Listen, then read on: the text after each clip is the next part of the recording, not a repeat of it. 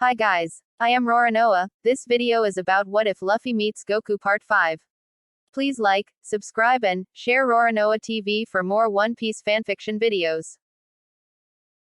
Goku started walking out in his black tux and smiled to see the standing ovation he received from not only his friends but around the entire stand.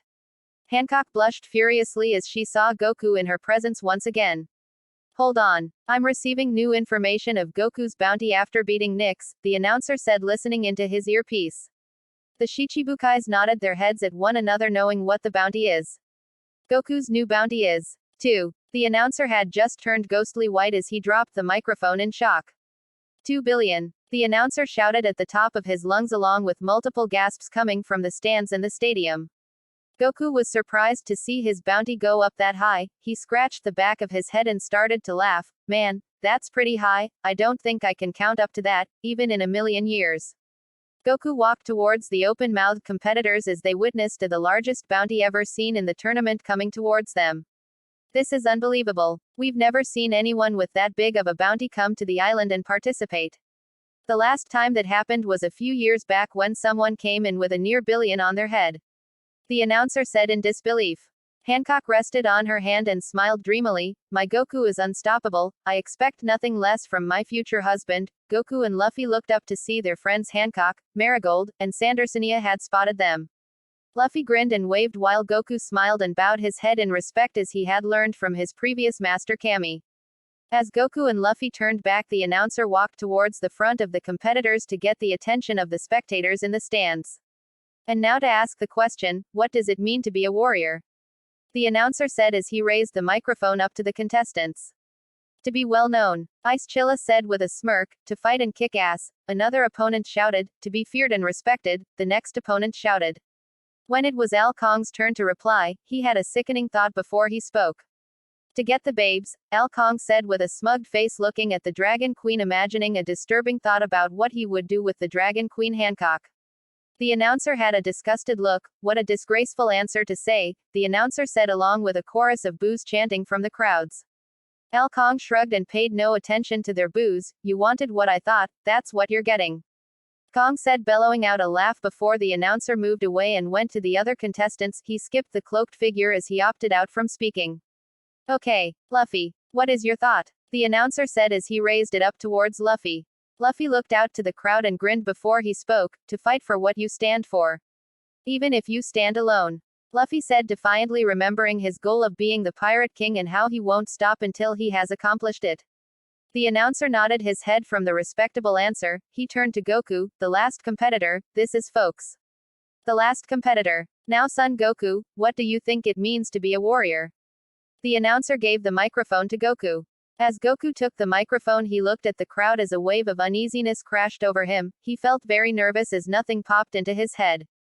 He thought it would come to him naturally, but it never did. Goku started slowly. He looked at the crowd once again and spotted his friends staring right back with smiles showing they were there for him. It reminded him back to the very first time they officially met. At first it was a slow start, but then they opened their arms to him. They reminded him of the friends back on his universe, the ones he knew he could always count on and would always have his back no matter what situation he was in, no. What they were in. Goku smiled back as he finally knew what it meant to be a warrior. Goku slowly turned his body to a slight angle and looked at Marigold, Hancock and Sandersonia before he spoke. You want to know what I think it means to be a warrior? He started off before he turned his attention back to his friends in the stand. A warrior isn't necessarily the strongest or the fastest, but the bravest. They are the ones who are willing to go that extra mile to protect the ones they love, Goku said with a smile before handing the microphone back to the announcer, leaving the stadium speechless to what they heard. In all my life as an announcer, I've never heard such a powerful meaning to be a warrior. The announcer took off his sunglasses and smiled at Goku. If the creator of this tournament were still here with us today, he would have personally come down to shake hands with you for such a respectful response. Thank you, Goku, the announcer said as he started clapping along with an explosion of claps and cheers was heard across the island. Hancock practically jumped off her throne and gave an ovation of claps herself. Goku grinned and scratched the back of his head as he felt a little embarrassed on what he said, but he meant every word. The announcer put his sunglasses back on and turned around to the stands. Okay. That concludes the introduction of the Dragon Queen and the competitors. We will start the Dragon Tournament once our fighters have changed from their tux and into their fighting gear. Our beginning match will be with numbers 45 and 68 inches, the announcer said, walking off stage along with the rest of the competitors. Goku, on the other hand, felt a familiar key up in the air and looked up to see nobody, but he knew there was someone there and knew who it was. Goku smiled and called out, "I'll be up in a minute." Goku said as Luffy turned around in confusion, "Who are you calling Goku?" Luffy said. Goku grinned, "It doesn't matter right now, just get ready for match coming up soon," Goku said with a thumb up. Luffy returned the thumb up and ran back into the hallway. Goku looked up and flew into the sky, out of view of the crowds. With the rest, the tournament had started and numbers 45 and 68 walked up into the stadium in their fighting stances. Number 45, badly injured, jumped into the air and grabbed his legs, attempting one last move, the high knee jump. The move was very powerful on its and would cause major damage if made with contact. But number 68 was smarter than 45 expected, as he wouldn't fall for the same move twice. With very little power he had left, number 68 jumped into the air and did a roundhouse kick, smashing the side of his foot into number 45's jaw, breaking off some teeth as the fighter was flying towards the edge of the ring. Wham! Number 45 slammed off the arena and into the ground. The announcer voice came up, "And that's it. The first match goes to number 68. The stands clapped for the enjoyable fight they had seen, and it was just the first match. Now numbers 70 and 82 please come up to the stadium. Number 82 grabbed 72's shirt and repetitively kneed him in the gut as 72 was spitting out blood from the shots. 72 gritted his teeth and blocked the incoming knee dead in its center. He twisted 82's body, having his back exposed. 72 did a front flip jump and slammed the heel of his foot on the back of 82's head into the tiles, knocking him unconscious. Winner by KO. Number 72 advances, the announcer said as a group of people with a stretcher came out and escorted number 82 into an infirmary. As number 72 limped to the stage, the announcer had called out number 80 and 44 to the stage. Luffy vs. Kong will be a full fight, enjoy. Luffy walked up to the stage calmly while Kong jumped into the air and slammed his feet. When he returned back on the ground, he smirked, half expecting Luffy to be afraid, but Luffy showed no expression. Show off. Nami huffed in annoyance as the rest of the crew watched intently. Before the match begun, Luffy held his hand out. "Wait. Let me take off my hat, I don't want it damaged from our battle," Luffy said as he took off the hat that symbolized his entire pirate legacy and crew.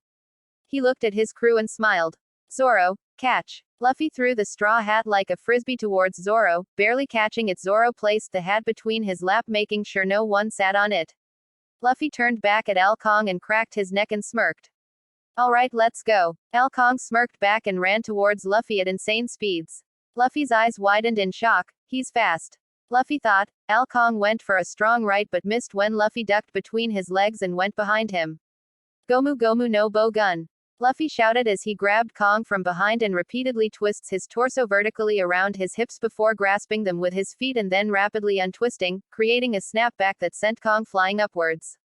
Luffy jumped into the air as well and was rushing towards Kong. When he was in close proximity, Luffy twisted his arms in a clockwise direction. "Gomu Gomu no Rifle," Luffy shouted as he retracted his stretched arm and struck Kong at close range. Though Kong blocked his face from the full force, twisting his arms had massively increased the power of the punch, as twisting the arm stretches the arm even further, saving the amount of time the kickback takes.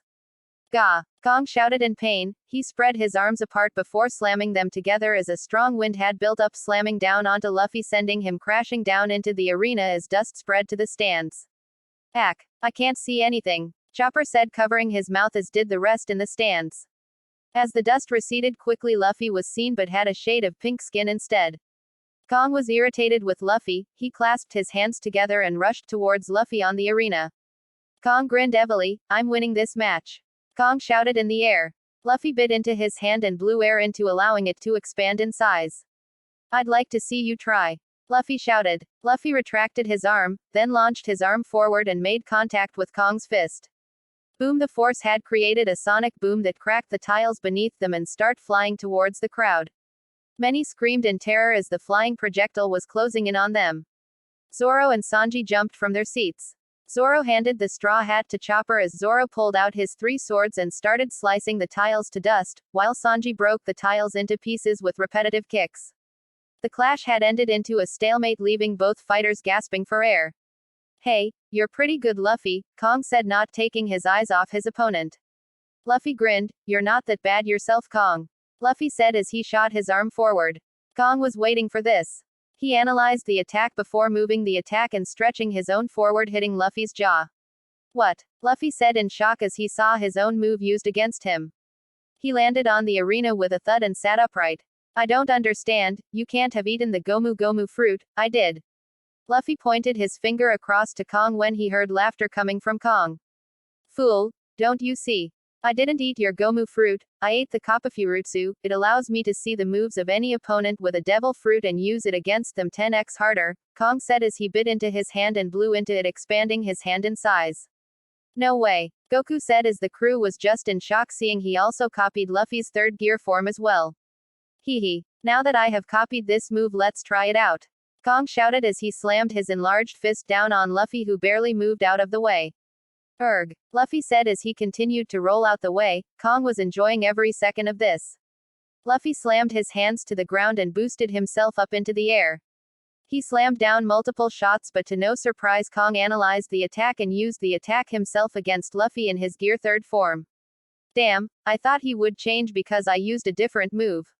Luffy gritted his teeth, desperately moving left and right, avoiding each blow. Kong laughed. I can take as many moves as I want without needing to change. Please, send more if you want, I'll just send it right back to you, Kong shouted. At this rate, Luffy won't be able to get a shot off him, Goku thought. He shouted towards Luffy, Luffy, is there any weakness to the gear third form? Goku said, getting his attention. Not that I know of, Luffy shouted back, dodging a fist that slammed into the stadium. Wouldn't there be a negative output in using a powerful attack? Just like my Kaioken and how it puts immense stress on the body for a while, Goku shouted, lighting up Luffy's face. Thanks, Goku, Luffy shouted as he finally had an idea to beating Kong. Luffy stomped down and pulled out his hand while reverting back to his original form. Can't beat me without my own power, huh? Pathetic, Luffy said, baiting Kong, to which actually bought it. Pathetic, huh? I'll show you who's pathetic, you brat, Kong said as he was blowing out the air from his body. And when I'm done with you, I'm gonna get that woman to be mine, Kong said, looking at Hancock, thinking a disgusting idea to do to the Dragon Queen. I don't think so, Luffy said under his breath. Kong had powered down, but not the way he expected. Ha ha, I'll beat you without your powers, a high-pitched squeal came from Kong. Huh. Kong looked down and saw how tiny his hands and feet were. He soon realized he was the height of a child. Krillin's height as a kid. What happened to me? Kong's voice squealed. Luffy laughed and pointed at him. I knew you were gonna fall for it. Since this was your first time using gear third, your body couldn't compensate with the stress given to us, thus reverting back into a chibi form. Small state form. Don't worry, you won't stay small forever, Luffy said, slowly towering over the frightened Kong. Luffy cracked his knuckles as he was going to enjoy what happens next. Goodbye, Luffy shouted as he launched his leg forward, striking Kong not only off the arena but off the island. Nobody gave a damn about Kong. In fact, everyone was cheering, including the announcer. Winner of the match is Monkey D. Luffy. Next, number 85 and 29 come to the platform, the announcer said while Luffy walked off the stage. He was going to thank Goku for the idea, but he was nowhere to be found. He went around asking the other competitors where Goku was, and they said he went in to change. Huh, why change now? He wondered. Luffy shrugged it off and stretched his hand over to the stands to sit with his crew until his match was called up again. Here, Luffy. Zoro took the hat and gave it back to Luffy. Luffy placed the hat back on his head and grinned. Thanks, Zoro. As Luffy was getting settled and a female voice was heard above, I haven't missed all the fights, have I? The crew had looked up to see a female flying in the sky wearing a green gown with a black vest that dropped towards her side. A large ring was around her neck, light blue skin with her hair pulled back, and was holding a staff in her hand. It was Vados. Vados. Luffy waved at her, remembering she was Goku's teacher back at the Amazon island. Sanji nearly lost his cool when he spotted Vados. If Chopper wasn't there to help him, Sanji might have lost it and lost a lot of blood. You know her, Luffy, Usopp said, looking at the floating lady nervously. Yeah, she's really cool. She's Goku's teacher as of now, right? Luffy turned his head towards Vados, to which she smiled and nodded. That is correct, Luffy. The Straw Hat crew was open-mouthed in shock. They never knew Goku, one of the strongest people they had encountered, would ever have a teacher. Well, you gotta start somewhere, Usopp said jokingly but was still surprised to what he had heard. Vados had chuckled by the response and sat down waiting for her student to come out and fight. So wait. Usopp began. Vados turned her head towards them. Was it you that Goku shouted into the air a while back? Usopp said, to which Vados nodded. That is correct, mister. Vados said before Usopp smirked and stood proudly. That's Captain Uso. Luffy punched in the head. I keep telling ya I ain't the captain, Usopp. Luffy said as he began to introduce his crew one by one to Vados. Vados smiled. Well, it's a pleasure to see more of Goku's friends, Vados said as the announcer went to the microphone. Number 85, would you please come to the ring? If you don't arrive in the next 5 minutes, you will be counted out. As soon as the announcer had finished, Goku started running out of the hallway. Sorry. I was changing into my fighting gear. Goku said as he wore a new martial arts GI, a new one that his friends, Hancock, Marigold and Sandersonia had ever seen before. It's the martial arts GI Goku used during the Universe 7 vs 6 battles. Frankie cocked his head in confusion. When did he have the time to buy a new GI? Vados was the first to reply. I'm the one who gave it to him. He asked me when we were talking in the sky. An hour ago. I'll be up in a minute. Goku shouted. Goku looked up and flew into the sky, out of view of the crowds. He ascended into the sky, past the clouds until he was surrounded by the fluffy object. Goku sensed his surroundings to find the person until he heard a voice. Don't bother, I was coming out anyways. Goku turned to see Vados, his teacher appearing behind a cloud flying over to him. Goku, respectively bowed his head in respect. Vados, what brings you over to Earth? Goku grinned as he stood up. Vados smiled. Lord Champa had requested me to come down and bring some of your delicious food back to his world, Vados said as Goku laughed a little. Ah, okay, that makes sense. Wish he was here to see me battle in this tournament, Goku spoke. Vados frowned, but Goku, won't it be difficult to battle in a tux? Sure, you can move, but your mobility won't last for too long, Vados pointed at Goku's suit. Oh no, I'm not fighting in a suit. I just had to wear this for our introduction, Goku said with his hands out trying to explain. Vados nodded, understanding now. Well, I'll be heading out to bring some food for Lord Champa now. Enjoy your earthly tournament, son Goku, Vados said before descending to the ground. Wait, Goku shouted. Vados stopped to look up, seeing Goku descending towards her. Before you go, can you create a new GI for me? It's kinda wearing down now and I don't have a new one to wear, and besides, why don't you come and watch my battle? You can sit with my friends too if you want, Goku said. Vados thought about it for a moment before she nodded yes in agreement. Okay, I'll stay and watch your battle. It might be fun to see how far you've improved since our last training session, Vados said as she pulled her staff and pointed it at Goku. The orb that sits in the front of the staff started to glow brightly for a moment before dying off. As the light ended, in Goku's hands was a brand new set of martial arts GI. Here you go, a brand new set of martial arts GI. This one is special as this will automatically repair itself when a battle has ended, Vados said, smiling proudly of her work. Awesome. Thanks, Vados, Goku said before he heard an announcement echo. Now will number 80 and 44 please come to the stage? The announcer's voice was heard before the comm switch had cut off. Oh man, Luffy's up now. I gotta go, later Vados, Goku said as he waved his hand in the air showing he was leaving.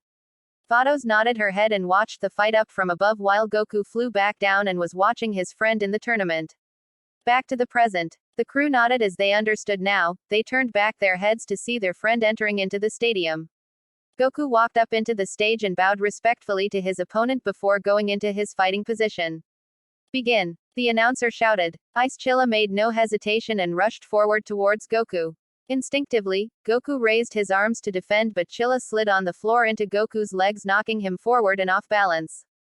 What the? Goku said as it took him by surprise. Chilla kicked his feet as if he was bicycling and was stomping into Goku's abdomen repeatedly.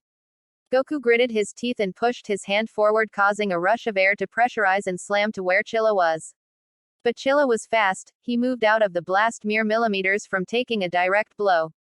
Goku stood his ground but wasn't aware Chilla was approaching him from behind. Before he knew it, Chilla jumped on top of Goku's head and launched into the air, spinning him around and slammed him right back to the ground. Chilla jumped a few feet away, giving Goku time to recuperate and get back off the ground. That's some attack. I barely saw it, Goku said, impressed. Chilla smiled. I wish to fight you head-on, but our physiques are too different in size, that is why I'm fighting in a more different, lightweight style of fighting, Chilla said. He immediately saw something was bothering Goku. Is something the matter? Chilla asked. Goku immediately responded. You should hurry up and transform into your final form already. Goku said, blatantly taking the crowds by confusion except for Chilla. How did you? Chilla was about to ask when Goku started up, knowing what Ice Chilla was about to ask.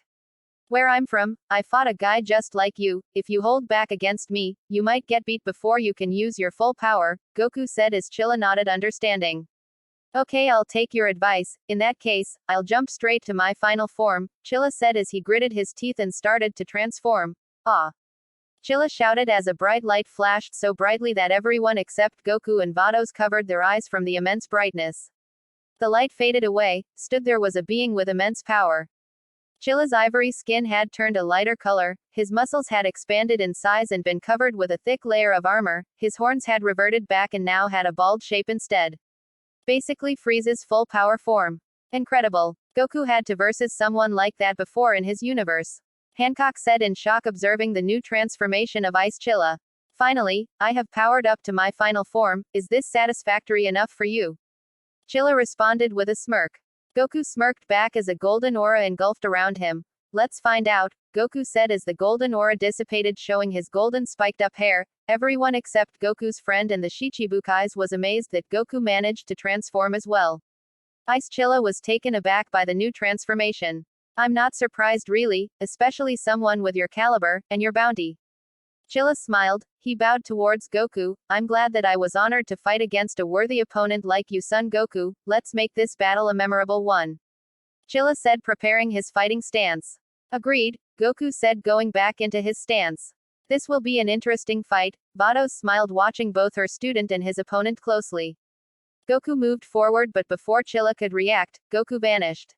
Chilla frantically looked everywhere but couldn't find him. Out of nowhere, Goku reappeared in front of Chilla and quickly jabs his chest with such power that it made Ice Chilla cough blood. Chilla gritted his teeth and grabbed Goku by the throat with his tail and slammed him to the ground. Chilla slammed his fist into the ground, but Goku vanished before Chilla made contact. As Chilla's fist hit the ground, the arena cracked, causing it to split in the middle. Goku reappeared and grabbed Chilla's tail and started spinning him around.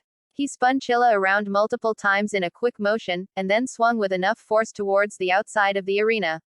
Erg! Chilla gritted his teeth as he extended his hand forward and shot out a ki blast to push him back to the safe boundaries of the arena. Even though Chilla would have lost that fast, he couldn't help but laugh. He was actually having fun. Chilla stood up laughing and dusting himself off. Goku, I don't know why, but I hope no of us wins this battle. I want it to never end. Chilla grinned. Goku smiled back. I know how you feel, but you know we both can't have it that way, so let's keep going, Chilla, Goku said. Chilla sighed and then smiled. Ready, he shouted as they rushed towards each other with their fists out. Boom! Another force of wind pressurized, exploding outward into the crowd, nearly taking them off their seats and fly up into the air. Even Hancock and her two sisters had to hold their ground from the force of the punch. Both Goku and Chilla flew back due to the whiplash of the punch. Chilla, being the first to regain his stance, rushed forward at undetectable speeds that only a trained eye could see. Chilla appeared in front of the unbalanced Goku and took advantage. Chilla sent a barrage of punches at Goku, successfully landing every punch. It felt like getting knocked out to be woken up again, and then get knocked out again. Goku caught Chilla's left fist and held on tightly while he started his own barrage of kicks to Chilla's jaw. Immediately, Chilla grabbed Goku's leg and held on tightly with a death grip. Erg! Goku gritted his teeth and pulled Chilla forward and landed a headbutt, releasing both from their grips. Ow! Ow! Ow! Goku whined while rubbing his head, as did Chilla. Chilla wasn't done though. He rushed forward for another attack, but Goku saw him and vanished in a blink of an eye. Suddenly Goku went behind Chilla, but Chilla was expecting this. He lashed out his leg behind but only hit the air as Goku had crouched to avoid the attack. Goku launched forward and launched his knee into Chilla's abdomen with enough force to send him sliding towards the edge of the arena, but not off of it. Chilla retracted his arms back and formed a red Destructo disc and shot it out at Goku before sending out more. Goku, being aware of the attack, shot away from it as it was cutting through the stone while following Goku. The announcer was in shock. Wait, you can't use that. It's a weapon, the announcer said before Vados flew over to him. It's not a weapon but more of power that is contained within each person. Vados lied in order to watch what the outcome would be. Surprisingly, the announcer bought it and allowed the fight to continue. Goku flew into the air because he thought if he stayed too low for long, somebody would get hurt. The discs followed Goku into the air as he had more room to move between the discs that were aiming to slice through him. Don't worry Goku, these discs won't cut you into pieces but just cause some cuts but not any life-threatening ones, Chilla said reassuring Goku. Goku nodded while he flew higher up into the air along with the discs. Goku looked back and shot a few key blasts towards the discs causing them to explode into red smoke. Chilla wanted to try and end this with his last move. Chilla shot his hand into the air and put all the power he had left into a blast and shot it into the sky. Goku, seeing the blast, decided to challenge it and blasted straight through it. Goku! Hancock shouted as she worried about what he was trying to do. The blast was so loud everyone except Vados had to cover their ears. Goku was slowly moving through the blast while it was burning through the upper body and part of the lower body in his new GI. Goku, it was an honor to battle you. But I'm going to win this. Chilla pushed more power into the blast. Not a chance. Goku shouted as it was basically a stalemate. Era. Chilla shouted one last time, putting forth a giant push of energy into the blast, covering the sky with a large amount of light as the blast exploded. A few seconds later the blinding light faded and Goku was nowhere to be seen. Oh no, did I overdo it? Chilla spoke out loud. As he said this, Goku appeared right beside him with his hands cupped together and an energy blast compressed together. Before Chilla could react, it was too late. Ha! Goku shouted as he sent the blast in close range of Chilla, causing yet again another blinding light to occur in the arena. Man, these guys know how to put on a light show. Usopp said, covering his eyes from the light. The light disappeared and everyone saw Goku smiling as he knew he won. Everyone looked to the direction he was facing and saw Chilla laying on his back on the wall of the outside ring, conscious but hurting badly. That's it folks. In a turning event, this battle goes to Son Goku. The announcer said as an ovation of cheers erupted from the battle. Goku grinned before walking over and lending his hand to help Chilla. You did great Ice, I'm sure this will be an unforgettable battle for those who witnessed it, Goku grinned. Chilla smiled and took Goku's hand to pull himself up. Yeah, you got that right, Chilla said as both grinned and helped each other out of the ring. Hancock couldn't hold in her excitement, she just had to run down and congratulate Goku, but she knew the Shichibukais were still there, so she would have to wait to ask her question until Goku and the rest could enter back into the hallway. She ran down the stairway and entered into the hallway while Goku helped walk Chilla to the outside of the ring while the other competitors took over to fight. Vados, being generous, used her power to rebuild the stage to its original form. Goku was still in his Super Saiyan form, his GI was torn up just like in Namek when he was battling full-powered Frieza. Looking badass Goku, Zoro's voice was heard behind him, he turned around to see his friends coming towards him with a big grin on their face. Yeah, haha, I didn't think it would take me that long to finish the battle, I guess I wanted to see how far he could push his limits, he didn't disappoint, Goku shrugged and grinned back. He looked down to see his GI was repairing itself but in a slow process, but he didn't really care that much, as long as it was being repaired, Goku couldn't complain. Number 75, Anonymous with a brutal KO. The announcer shouted as many gasps were heard from the stands. What? But the match had just started. Chopper said in shock as the crew turned around to see a grounded person with a majority of his body broken in different and horrifying ways. My god. Nami cupped her mouth as she saw the horrifying sight. This is unbelievable. First he pummels the poor fellow and then puts his 2 fingers to his head and then sent a blast towards the young man's side. Somebody please get him medical attention now. The announcer shouted as a pair of medical teams were rushing towards the stage, taking the man to the infirmary. Goku looked at the cloaked figure. Put his 2-finger. Special beam cannon. No. Goku finally realized who was under the cloak. Bad move indeed. Cell. In the medical infirmary. Goku and the rest of the Straw Hats rushed into the infirmary, as did many fighters checking up on their friend. Everyone in the tournament were close as they began socializing with one another. Chopper ran towards the doctor getting the medical reports while the fighters closed in around the guy asking how he felt and was he okay. Yeah, I'm fine. Number 83 smiled weakly before he twitched in pain. Goku pushed through the crowds and pulled out the bottle full of senzu beans and took one out. As Goku finally got through, he lowered his hand to number 83 showing him the senzu bean. Eat this bean, it will help reattach all your broken bones back into place, Goku said. Number 83 was at first hesitant but eventually complied as he knew Goku wouldn't stop until he ate it. Number 83 couldn't actually move, so Goku dropped the bean into his mouth and moved his head back, allowing him to swallow. Number 83's muscles started to expand in size, nearly ripping his GI because of the massive increase in muscle mass. The crowd had taken a step back as number 83 got up slowly and realized he could stand up again. What the hell was that? Number 83 said in disbelief but completely amazed at what the bean did. Goku gave a brief description of the Senzu bean and its healing ability. After Goku finished, the Straw Hats came forward. What happened to you? 1 minute the battle just started and then immediately you're on the floor with multiple bones in different places they shouldn't be, Usopp said. Number 83 shuddered as he recalled the brutal beatdown. I remember it vividly, that monster split into 4 versions of him and ganged up on me, number 83 started up. Goku frowned as he knew what technique Cell had used, multiform technique, Goku muttered to himself. Then he used the other 2 versions of him to hold me while the third one put his 2 fingers to his forehead and shot a beam at me, knocking me out, number 83 shrugged as that was all he remembered. You've gotta remember at least a little bit more, we need to know what we're dealing with, Sanji said as he lit a cigarette. He felt a rush of excitement in battling the cloaked figure, Cell, but deep down, he felt fear trying to seep through his body. Usopp on the other hand had no problem showing his fear when thinking about Cell. Sorry, I wish I could help more but that's all I remember, number 83 said. Goku looked around to see most of the fighters who were listening into their conversation. He noticed the scared look on their faces. It was just like when Majin Buu came and was absorbing everyone including his friends and family. The terror Goku felt continues to haunt him whenever he had walked past Buu. He knew Buu couldn't do any more harm, but the fact the jolly-going creature had the ability to bring out a darker side made Goku keep his guard up every day in case another emergency like that ever happened. Goku had enough. He walked out the door leaving the rest of the Straw Hats in the infirmary. He needed some air. Goku walked out towards the front of the island and watched the sun setting as the day was almost over. Goku was sweating nervously. Even though it was Cell, Goku felt a power emitting from him that wasn't there when he had first fought him during the Cell games. Did he get stronger over the years? No, he couldn't have, since he needed to absorb people in order to get stronger, Goku thought.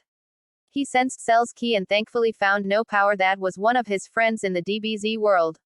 Goku scratched his head in confusion. Wait, how did he get here in the first place? Goku thought out loud. First Cell returns back from hell and now he appears in the One Piece world. He couldn't have used the Dragon Balls right. Maybe instant transmission. Goku thought before he shook his head in disapproval. No. If that was the case I would have gone home the minute I came here, Goku sighed as he would never understand how Cell came back to life. All of that would be answered whenever he gets the chance to fight him. Goku. A female voice called out towards him. Huh. Goku snapped out of his thoughts and turned around to see a familiar face. He grinned as he knew who it was. It was Hancock. Hey Han. Dragon Queen, Goku joked while he bowed his head in respect. Hancock blushed a little and cupped her face while turning her face away. What are you doing here alone? Hancock said, smiling but with her head turned away. I'm just getting some fresh air before my next battle. Goku laughed slightly while rubbing the back of his head. So how's everything in the Amazon island after Luffy and I left?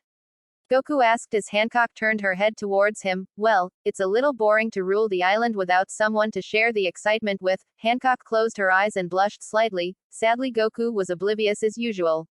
I've actually decided I wanted to go and explore the world too, Goku, Hancock started, and I just got one thing to say to you, Goku. The Saiyan cocked his head slightly. What is it, Hancock?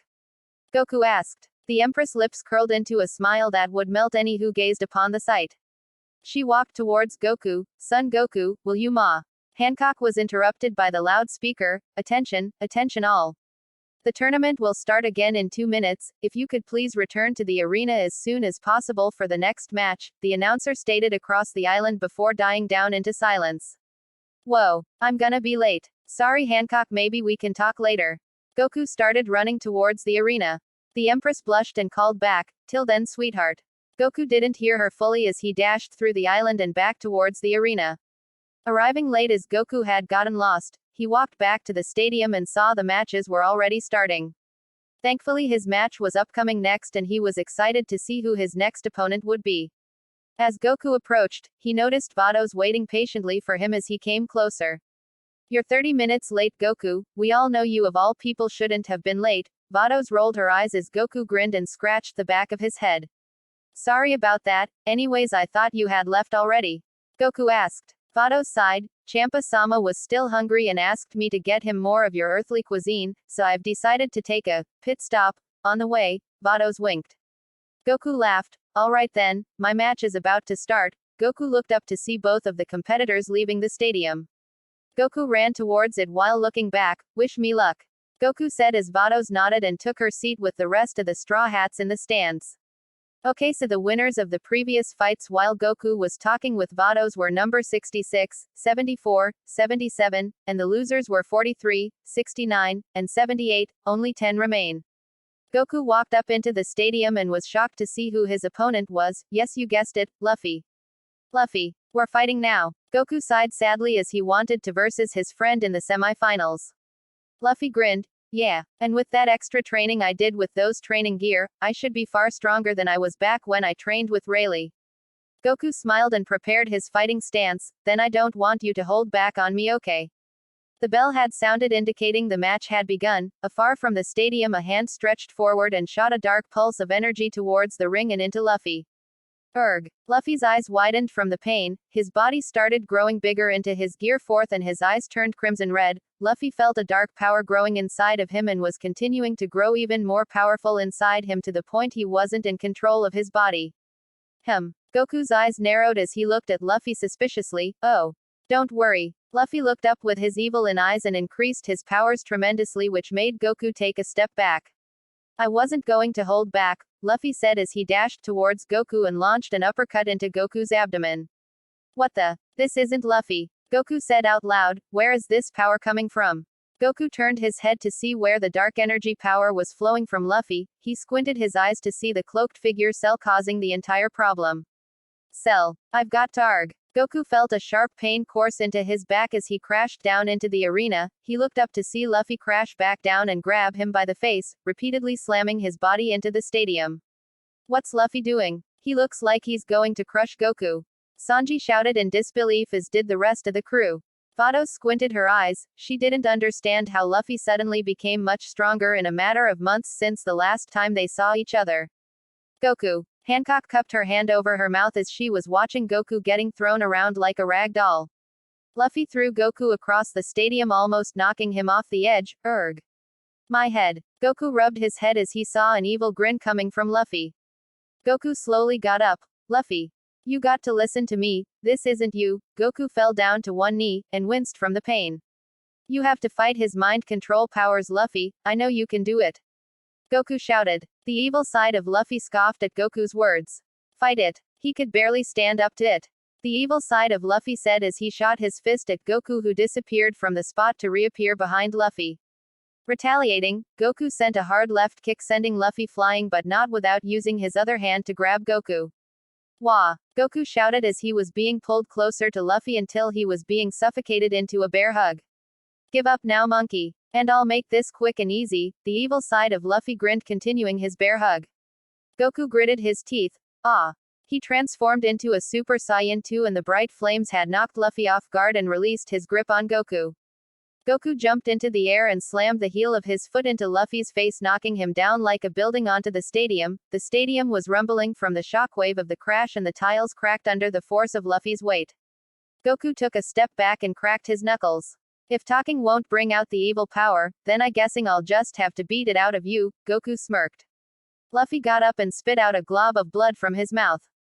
The evil side of Luffy smirked back and rushed towards the electric, flamed hair Saiyan. Luffy went for a strong right but missed as Goku ducked and did a roundhouse kick to Luffy's abdomen. Goku jumped and repeatedly kicked Luffy in the jaw and ended with a spinning scissor kick to his neck. With Cell's new power infused into Luffy's body, he didn't feel as much pain as he used to, otherwise all those attacks would have hurt tremendously. Goku tried searching through Luffy's mind. He was relieved when he sensed Luffy's soul hadn't completely disappeared. He just needed to stop Cell from feeding Luffy more of his dark powers. Goku gritted his teeth. "Ha!" Goku shouted as he sent a ki blast away from the stadium, heading straight for Cell. "Why did he shoot it there?" Robin asked. "Did he do that by accident?" Nami questioned. Vados narrowed her eyes toward the blast, observing what her student was firing at. Seeing the blast, Cell moved out of the way and stopped feeding Luffy his energy. Goku turned around, but Luffy was still being held under his control. Cell extended his hand through the cloak and was going to aim at Goku. Cell's hand was being subdued. What? Cell's eyes widened in shock. He turned to see none other than Vados holding his hand firmly. I would advise not to interrupt my student's match again. Vados released her grip as Cell retracted back, wincing from the woman's death grip. Vados raised her staff at Cell and narrowed her eyes. I could erase you from existence. The staff glowed brightly as Cell moved back ever slowly, trying to think of a way to escape, but Vados sighed and lowered her staff. With that, the glow died into a glimmer of nothing. Normally I wouldn't interfere with human conflict, so this time I will give you a chance to live. Cell relaxed for a second, only for Vados to push her staff towards his neck. But if I see you interfering in matches again, I won't be so generous the next time, Vados threatened. Cell nodded his head under the cloak as sweat dripped from his head, even though he was an android. Vados closed her eyes and smiled. Good, then I will be off then. Vados turned back and flew back to the stadium, leaving the dazed Cell alone. Okay, I'm having Vados still be stronger than Goku and Cell for this story, because if I don't, then a lot of people will comment why Cell didn't fight back. Now that we're clear about that, release him now, Goku shouted as he pinned down Luffy and raised his fist directly at him. Still under mind control, Luffy grinned an evil smile. Not a chance, monkey. Luffy was thrashing around, trying to break free, but Goku held him down. Goku gritted his teeth and punched Luffy in the face repeatedly. What was that supposed to do? Tickle me. Luffy bellowed out a harsh laugh. Luffy used his legs and stretched towards Goku and wrapped his legs tightly around Goku's neck. Ack. Goku grabbed his neck, trying to get loose, but he was losing air quickly. Luffy grinned like a madman. What? Got nothing to say. Luffy tightened his grip. Goku, with a last attempt, raised his hand and grabbed Luffy's face. Ha! Goku managed to shout out. Immediately a ki blast exploded from Luffy's face, shooting both fighters apart. Dust formed around the stadium as the crowd had to cover their eyes from the dust entering. As the dust receded, they saw Goku cup his hands together and gritted his teeth. Ka! Me! Ha! Me! Goku disappeared and appeared behind Luffy. Ha! The energy wave blast from Goku's hand and shot straight at Luffy's back, sending towards the stadium wall. Boom! Luffy's face slammed straight into the wall underneath the crowd stands. Luffy fell backwards and dropped into the ground. That's a ko! Usopp shouted as the Straw Hats looked down to see their captain look up with the same crimson-red eyes. Wah! Chopper jumped into Robin's arms as Luffy got back up. Goku dashed forward and kicked Luffy into the air. Goku powered up and his hair started to grow. Ah! Goku shouted as his flaming aura started to increase in size and lighting was zooming around his body rapidly. The stands were swaying around at the shaking that Goku was causing. The arena was ripping apart due to the shockwaves being pushed onto the surface, causing rock and dust to scatter around Goku and into the crowds. Everyone ducked to avoid being hit as Goku kept powering up. Ah! Goku shouted as he exploded into a bright explosion. As everyone looked back up, they saw Goku had transformed again. Only Vados and his friends knew he had turned into Super Saiyan 3, everyone else was freaked out by how many transformations Goku had, especially the Shichibukais. Goku launched into the air after Luffy, who was falling back down. Goku pushed his knee into Luffy's abdomen and slammed his fists down on Luffy's back. Luffy fell down into the stadium with a loud thud, but Goku was far from done. He retracted his fist back and rushed towards the ground. Luffy, get out of my friend! Goku shouted as he extended his fist forward and speared it into Luffy's abdomen. Boom! The stadium cracked into two, causing the two sides to fold into a V shape for a moment before falling back to the ground. Huff huff! Goku panted, feeling a bit worn out from fighting Luffy. He looked down to see Luffy's mass was slowly decreasing back to his original self. His eyes reverted back from crimson red to normal white. Wah! What happened? Luffy said, wincing in pain but not moving as he couldn't move at all. Goku sat up as the announcer tapped the microphone back on. With the match concluded, the winner is number 85, Son Goku. A wave of whisper with disbelief arose through the crowd to what they saw. Goku got to his feet and aided Luffy back to his feet. You feel okay, Luffy? Goku asked as he powered down to his base form. I feel like jelly now, Luffy sarcastically said as he couldn't stand without some assistance. The Straw Hats ran to the two and Zoro pulled out the senzu bottle and gave Luffy a bean to eat. Luffy's mass increased and then decreased back to his original form. Luffy gave a sick look. If it's all the same. I think I'm gonna lie down for a while. The crew laughed as they were helping Luffy back to his room. Goku released his grip on Luffy while the others held onto him. He glared off into the distance and witnessed Cell staring back at him. Even though Cell's face had been cloaked, Goku knew Cell had a smirk written on his face. Gritting his teeth, Goku dashed off the island towards Cell, only to be stopped by Vados holding her staff in front of Goku. Now isn't the time to act on emotions, Goku, you'll get your shot against him soon. Goku took a long stare at Cell, who saluted with 2 fingers and dashed off before starting right back with Vados. You know what he did to my friend, he deserves what's coming to him, Goku said coldly. Vados nodded in agreement, of course, but now isn't the time, this is a time of healing for both you and Luffy, acting irrationally now would cause more problems than solutions, Goku, Vados explained, calming down the irate Saiyan. Goku folded his arms and frowned. What would you do if your brother Whis was being controlled by some mechanical freak? Wouldn't you want to destroy them for turning your brother against you? Goku thought that question would hit personally to Vados. Vados smiled. My brother wouldn't be controlled by that person's power, he's too smart to be affected by those, Vados explained. Having nothing else to say, knowing he lost the argument, Goku sighed and pounded his fists together before letting out a determined look. Alright then, I'll just have to wait to get some payback for Luffy, Goku said out loud. Just you wait, Cell, just you wait, Goku thought in his head before turning back with Vados and heading back to the island. At Luffy's hotel room, Goku walked into the room and noticed everyone cramping over at a corner where Luffy was sleeping on the bed in an awkward position. Hey guys. Goku cheerfully but loudly spoke as Nami, Usopp and Chopper nearly fell off the bed because Goku had spooked them. What the hell's wrong with you? Don't you know when to knock? Nami shouted as she got back up on her feet and stomped towards Goku menacingly.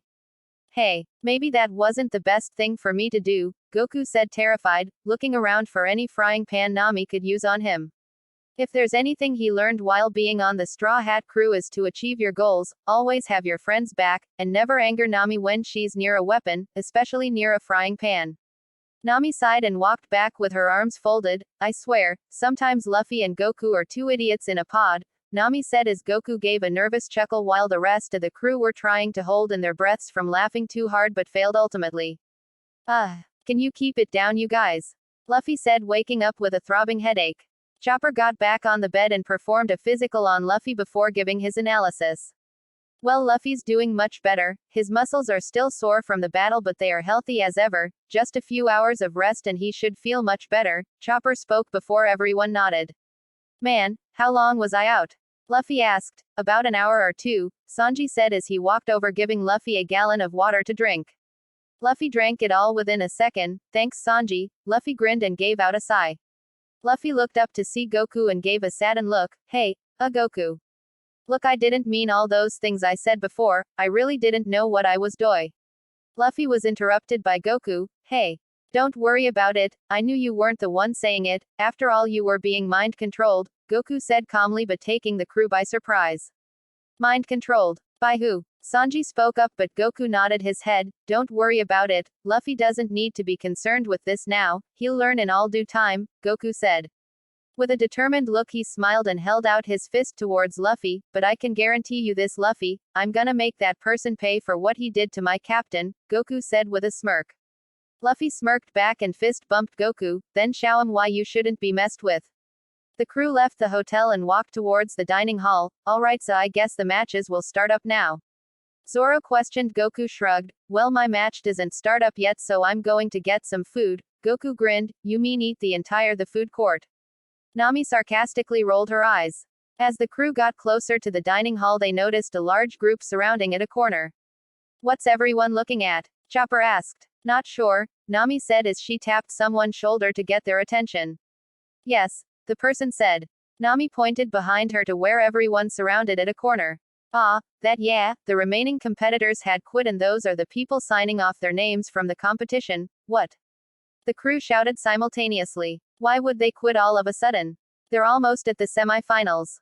Nami shouted, grasping the man by his shirt. Who wouldn't want to quit, especially if they had to versus that cloaked freak? The man said, terrified by Nami. She pulled him closer. What do you mean? She narrowed her eyes as the man began to speak. Look, it was that cloaked guy's turn to go right. All of a sudden his opponent takes the easy way out and forfeits the match, obviously the competitor needing to compete. The announcer had to call up for another fighter to fight the cloaked man, but he also forfeited and so on. They knew what was going to happen, so they took off before that cloaked guy could have any second thoughts about attacking them. The man said, "That's why they're all here, signing off their names from the matchups," the man said as Nami released her grip on him. Goku couldn't help but put a smile on his face. Even though that means the tournament is now shorter for the men's division, it means he gets a shot at Cell at the finals sooner than expected. That's gotta be the best news I've heard so far, Goku smirked looking off at the arena. It was only a few minutes until he would face off with Cell, and he would get all his answers questioned when they battle. The crew turned to Goku as he explained that he was still going to battle in the tournament. "Damn right you are, if you give up that prize money I'll never forgive you," Nami said with a smirk. The crew walked back to the stadium and shuffled into the stands along with Vados, who appeared from the sky and into the stands, while Goku took off into the stadium where he saw his opponent folding his arms as if patiently waiting for him. "About time you showed up, Son Goku," Cell thought. The announcer walked into the middle of the stadium between the two warriors to get the attention of the rowdy crowd. "Ladies and gentlemen, I welcome you to the finals of the 87th Dragon Tournament," the announcer said as an ovation of cheers exploded from the crowd. The announcer looked at Goku and the Cell. "These two mighty warriors will clash with everything they've got to earn the spot and title of Dragon King," the announcer said, pointing to the grand stairway leading to two thrones, one being occupied by the Dragon Queen, Hancock. "I wish you both good luck and the match can begin," the announcer said, running back to his safe zone and sounding off the bell. "Bring the match has officially started. ... But the two fighters didn't run towards each other, they didn't even walk, they just stared at each other. Goku glared in Cell's eyes, as did Cell to Goku. "What are they doing?" Usopp questioned, but the crew just shook their heads, not understanding either. "They're having a mental brawl," Vados said, not taking off her eyes from the two in the arena. "A mental brawl?" Robin asked, confused. Vados nodded. "Yes, Ms. Robin, though they appear not moving with their bodies, they are linked together telepathically and are sparring right now as we speak." "Incredible. I didn't know such thing could happen," Chopper said, amazed, looking back his friend. Wham! Cell's body moved back a few inches and Goku's eyes revived with life. Goku went into his stance and waited for Cell's move. Cell dashed towards Goku and launched a left hook, only for Goku to raise his left arm to block. To counter, Goku struck the palm of his right hand into the cloak of Cell's chest, pushing him back a few inches. Goku disappeared and reappeared within the second and started a left jab to Cell's jaw and then struck with a right jab again to Cell's face. Goku ended it off with a raised kick to Cell's abdomen, knocking him back again a few inches. Goku narrowed his eyes. Something was wrong here. Cell was definitely strong, but he was holding back his powers. He wondered why. Goku dashed at Cell and struck at Cell's face, only to pass through him. After image, Goku thought. He turned around to see Cell raising his knee into Goku's abdomen. Goku winced in pain and pushed back to get some room. As he stepped down on the stadium, he felt a sharp pain on his side and fell down to the ground with a loud thud, breaking a part of the ring. Goku jumped back up and saw Cell stretching his muscles. Everyone except Vados thought the cloaked figure was mocking Goku by showing he thought it was an easy fight, but Goku knew better. Their match was just a warm-up for him. Cell prepared his fighting stance as he was finally ready. Goku, though, folded his arms, ready to battle for real. Goku smirked. Cell. When hearing his name, it took Cell by surprise. Even though he was covered by his cloak, Cell's mouth was open, surprised how Goku knew it was him. A wave of hushed whisper grew around the stadium, wondering how Goku knew him. "Has he met him somewhere?" Hancock questioned. Goku placed his arms to his side. "So how did you escape?" Goku asked, only to receive silence from him. Goku gritted his teeth. "Answer me, Cell. How did you escape from hell?" Goku shouted. This time, instead of silence, he heard a slight chuckle from Cell. Everyone turned their eyes towards Cell as he took his hand and grasped the top of his cloak and ripped it away from him. Everyone except Goku and Vados gasped as they witnessed an android right in front of their eyes. "What is he?" Frankie said curiously. He looked at the android from head to toe and knew right there that the android was no joke. "That is high tech right there, more advanced than the ones in my body," Frankie said as the crew turned to him in shock. "Very clever, Goku. I never thought you would be that smart to figure out it was me," Cell said with distaste in his voice. Goku scoffed. Yeah, but you made the wrong moves, you showed me techniques only my friends used and you're the only one who's programmed to use those, Goku said as Cell smiled. Brilliant detective skills, Goku. Cell sarcastically rolled his eyes. Goku stepped forwards, but you still haven't answered my question, how did you escape from hell and get into this universe?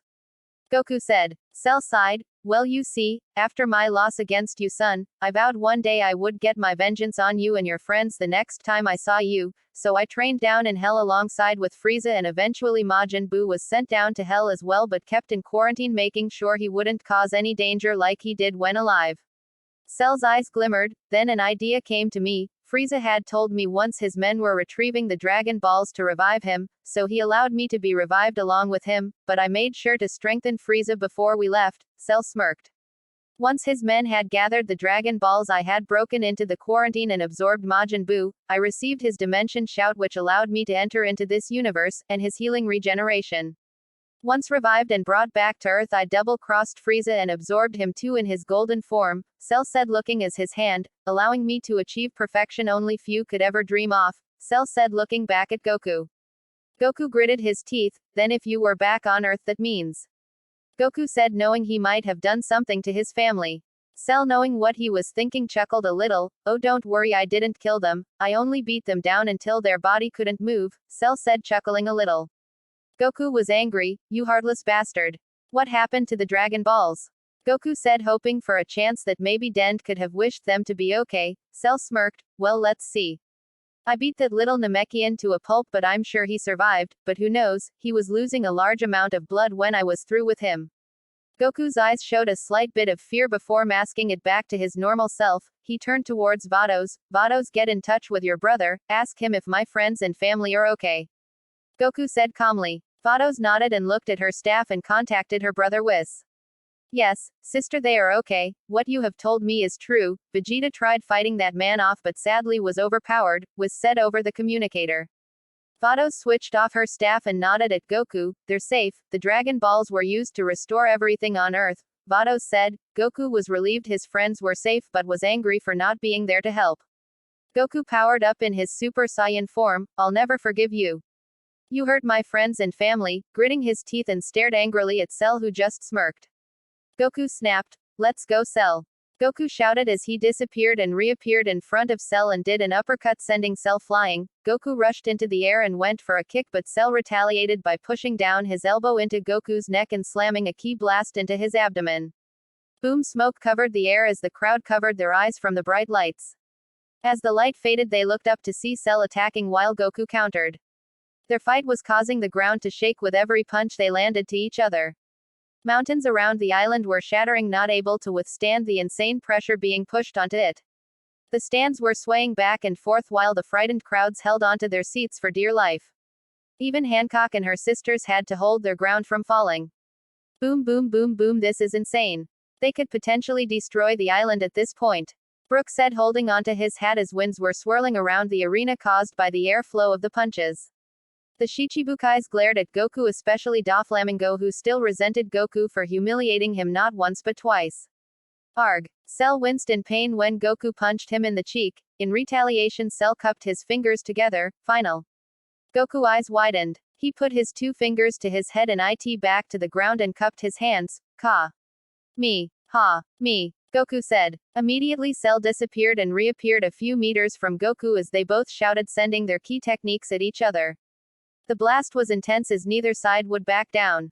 Goku transformed into a Super Saiyan 2 and pushed even more power into the blast. Cell powered up too, equalizing the power between the two fighters. Eventually the blast was becoming too unstable and exploded within the arena, scattering tiles and parts of the arena into the crowds. Terrified, the crowds ducked their heads but soon realized Vados had placed a shield over the stands, keeping everyone safe from the vicious battle. As the dust receded, everyone saw Goku standing as well as Cell staring at each other again. I didn't expect you to be this strong, Goku, but I must tell you I've been holding back, just like you have. Goku chuckled. I knew it, there's no way that was your full potential, otherwise I would have been disappointed. Goku folded his arms. So how about it now, more tricks, no reserves, we fight at our best, Goku said with a serious tone. Cell cracked his neck. As you wish. Goku clenched his fist together and was powering up to his god form. Ah! Goku shouted as his body and hair were inflamed with a light blue aura. His hair and eyes had turned blue and his build had increased in mass by a small amount, but nonetheless, Goku had turned in a Super Saiyan God Super Saiyan. Cell smirked, blue hair now. Cell chuckled, what next, Super Saiyan Pink? Goku Black scratching his head whistling, Goku chuckled back, nope, this is my ultimate form, we're fighting at our best, so I'm gonna bring out the best, Goku said as Cell sighed and clenched his fist together. Ha! Cell shouted as a dark purple aura surrounded him. His body color was changing from green into a shade of midnight purple, his body armor plate had turned into a carbon black, a cover had grew over his face, covering only his mouth and nose but leaving only his eyes with a crimson red. His body became leaner and his tail grew out and landed on the ground. Finally, Cell opened his eyes and did a stance resembling what Frieza usually does. I have achieved perfection that has surpassed gods. Goku smirked, then let's put that to the test, shall we? Goku disappeared along with Cell. Boom boom, they disappeared and reappeared around the sky repetitively punching and swinging kicks at each other. Their battle was intense as the ground was shaking violently that everyone except Vados had fallen from the force. Goku kicked at Cell's neck who disappeared and reappeared with his hands in the air, Destructo Disc. Cell shouted as he sent 2 red discs after the Saiyan warrior. Goku flew away as the Destructo Disc followed. Goku dashed at Cell who suddenly made a 3rd Destructo Disc and shot it straight at the airborne fighter. Goku! Hancock cried out as she saw him being struck by the discs. Goku was struck with the disc 3 times until his image suddenly was gone. Cell smirked, not this time Goku, Cell said as he shot the 3 discs behind him and once again shot through Goku. The same result appeared as Goku's image had disappeared. Cell was shocked, but I sensed. You'll never learn, will you? Goku's voice was heard in a distance. Everyone turned their head to see Goku with his leg leaned over a rock and his arm on his knee. Hancock sighed in relief that he was okay, she cupped her hands together. Goku, we're counting on you. The Saiyan heard his friend and turned to her with a smile and gave her a thumb up. Cell gritted his teeth, ignorant fool, just be quiet. Cell said as he shot a ki blast towards Hancock and her sisters. No. They turned to dust. Sanji shouted. Goku glared at the blast as the Empress and her sisters closed their eyes waiting for the blast to reach them. Boom, the 3 sisters opened their eyes and were shocked to what they witnessed. Goku was right in front of them with his hand out, he had deflected the beam away from them. Goku turned his head towards the 3 sisters, are you alright? The 3 sisters nodded as Goku turned back to face Cell. Attacking someone while they're defenseless. That low, even for you Cell, Goku said hovering back to Cell slowly. Cell prepared his fighting stance, do I look like I care? Goku prepared his fighting stance, you're going to after I'm through with you. Goku rushed at Cell who raised his arms in a defense position. Goku sent a flurry of fists and kicks at Cell's direction. Goku did a roundhouse kick to Cell's abdomen sending him flying towards the outside. Ah, he's going out, Luffy shouted. Cell reached towards the stands before disappearing and reappearing back on the arena. Vados narrowed her eyes as she had seen something that not even Goku had seen. Cell jumped back to his feet and started to split into 4 versions of him. The crowd was surprised that Cell was able to split into 4 versions of him. The 4 cells went to every corner of Goku. Goku looked around and smirked, nice try Cell, but I learned from our last battle. Goku crossed his arms to make an X and split himself into 4 versions as well. What? The 4 cells gritted their teeth. As the 4 Gokus split completely, they were back to back with each other before rushing off to their own assigned cell. This is incredible. There are 4 versions of them. Zoro shouted as they tried keeping up with the 8 fighters but could barely keep up with 2 out of the 8. Left and right, Goku slammed his fists into Cell's face and moving back and forth, switching around to take on different cells. Wham! Goku slammed Cell down into the stadium and bombarded it with ki blasts, shaking the island to its core. The other Gokus did the same and kicked the 3 other cells into the stadium and bombarded it with their own ki blasts. Eventually they stopped and the dust was rising into the air as the 4 Gokus came together and refused with each other. The dust exploded away from the arena and Goku noticed Cell with his hands outwards pushing the dust away. Cell looked up and smirked, looks like I really underestimated you, son. Goku it back to the stadium and readied his stance. Goku rushed towards Cell and went for a strong right who dodged it to do a roundhouse kick to Goku's face. Goku back flipped away to then come back to slam his foot down at Cell who disappeared and reappeared within the second behind Goku with 2 fingers to his head, special beam cannon. Cell shouted. A key energy beam went straight at Goku, who turned around and slapped it away from him and into the air as it exploded into bright colors. Cell would attack while Goku counterattacks. Their blows causes the ground to shake and rocks start to break apart due to the shock waves created by both fighters. Goku slams his fist into Cell's chest and Cell retaliates with a kick to Goku's abdomen. Both break off to then continue their fight. Goku rushes towards Cell and lashed out his leg at Cell, who blocked the attack with his hand. The force of the attack caused a large crater to form underneath them. Cell released his grip on Goku and super kicked Goku in his face, sending him flying. Wham! A wave of gasps had erupted from the crowd to what they were witnessing. Erg, my head. Goku rubbed his head before he got up. He looked around and saw the crowd's reaction and was confused until he looked down. Goku was out of the ring. The announcer could barely say the words to what he saw. Gee. Goku is out of the ring, it's a ring out. Number 75 wins the men's division of the tournament. Goku was shocked. He actually had lost to Cell, and he looked up and received a smug look from Cell. Not exactly, a female voice was overheard from everyone. Goku turned around to see Vados hovering over to Goku. What do you mean, Vados? I stepped out of the ring, it's a ring out, and I lost fair and square, Goku said. Vados nodded. That may be true, but your opponent was the first to step out of the ring first, Vados said, holding out her staff. A bright glow appeared from the orb and showed a previous fight between Goku and Cell during their match. You see, Vados pointed to the picture showing when Goku roundhouse kicked Cell out of the arena and then Cell suddenly disappeared and reappeared in the stadium. Goku frowned. I don't understand what you're showing. Vados enhanced the picture showing Cell a millisecond before he had disappeared. A wave of whispers appeared from the crowd. There it was, Cell's foot had pushed off the stand and back into the stadium. He touched the stands, Vados explained. Goku, catching on, finished her sentence. The stands isn't a part of the ring, so he went out of bounds. Goku smiled. So I actually won. Vados nodded and smiled. But wait, why you waited so long to tell everyone about it? Goku asked. Vados winked, because the match would have been over before it even began. The announcer went back on the microphone. Due to new evidence, I am changing the winner of the men's division in the Dragon Tournament. The real winner is number 85, Son Goku. The announcer said happily. An ovation of claps came from the crowd as they jumped over the stands and ran over to Goku to congratulate him. As they were doing so, a cliché slow clap was heard from the other side of the arena.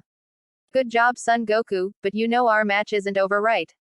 Cell said, not taking his eyes off Goku. Some of the spectators got in front of Goku. What, ya mean he beat you fair and square? One of the spectators shouted. Yeah. You're just mad you didn't beat him and become Dragon King, another spectator shouted. Goku brushed past them and stood in front of them. Yes, I know, Cell. Goku waved his hand, signaling everyone to get away as quickly as possible. Goku knew it was a fight to the death. Everyone understood and ran back to the stands as Goku and Cell prepared their stand to fight to the death. It doesn't have to end like this, Cell. Goku tried reasoning with Cell. I don't care. I'm going to humiliate you like you did to me. Cell dashed towards Goku and went for a kick, but Goku moved to the side and did a bicycle kick to Cell's chest, sending him away from the stadium and into a mountain that was now rubble. Goku flew into the air and after Cell as everyone else was watching a bonus match that would only have one survivor. Hancock clasped her hands together and was silently praying for Goku on a successful victory and would make it out alive. Goku hovered over the rubble. Immediately lights appeared from the cracks of the rock and then suddenly the rubble exploded to different sides. Goku looked down and saw Cell was powering up even more. Cell shot up into the air and extended his hands, sending hundreds of ki blasts towards Goku. Goku dashed away from the ki blasts towards the sea as they were causing large explosions around the ocean and large rumbling was occurring in the island as well. Goku flew around a while before rushing towards the ki blasts and sending out some of his own energy blasts, hitting some of Cell's attacks, causing a huge explosion that blurred everyone's vision momentarily. Goku dashed towards Cell and punched him, which he blocks with his arm. Cell tried punching Goku in the face, but he blocks it with his fists, causing both of them to move back a little. Goku and Cell caught each other's hand and started to see who submit to the other in a test of strength, but nobody was backing down. Goku and Cell were causing the ground to shake. The ocean was swirling around beneath them like a cyclone and rocks were breaking apart and started floating in the air. Ah! Goku yelled as he grabbed Cell by the arm and started swinging him back towards the stadium, and he landed with a loud thud. Goku had enough. He cupped his hands together and put all his power into this one attack. Ka. Me. Ha, me. Goku gritted his teeth and disappeared and reappeared right behind Cell and lashed out a kick sending Cell into the air. Ha! Goku shouted as he sent his Kamehameha attack into the air and after Cell. Shish. Cell didn't finish his sentence before he was engulfed by the blast that would have destroyed the world. Boom! The explosion was intense as everyone but Goku and Vados were being pushed off the ground and all around the place. Zoro slammed his sword into the ground to keep him and his crewmates in place. Hancock's sisters Marigold and Sandersonia made themselves a human wall to keep their older sister safe. The air pressure subsided and everyone landed back on the ground, barely getting up, but was still trying until they were successful. Huff huff huff, Goku panted. His power was draining as the smoke was building up in the air. He didn't move. Why do I feel your power? Goku looked around left and right but couldn't pinpoint where he was feeling Cell's power.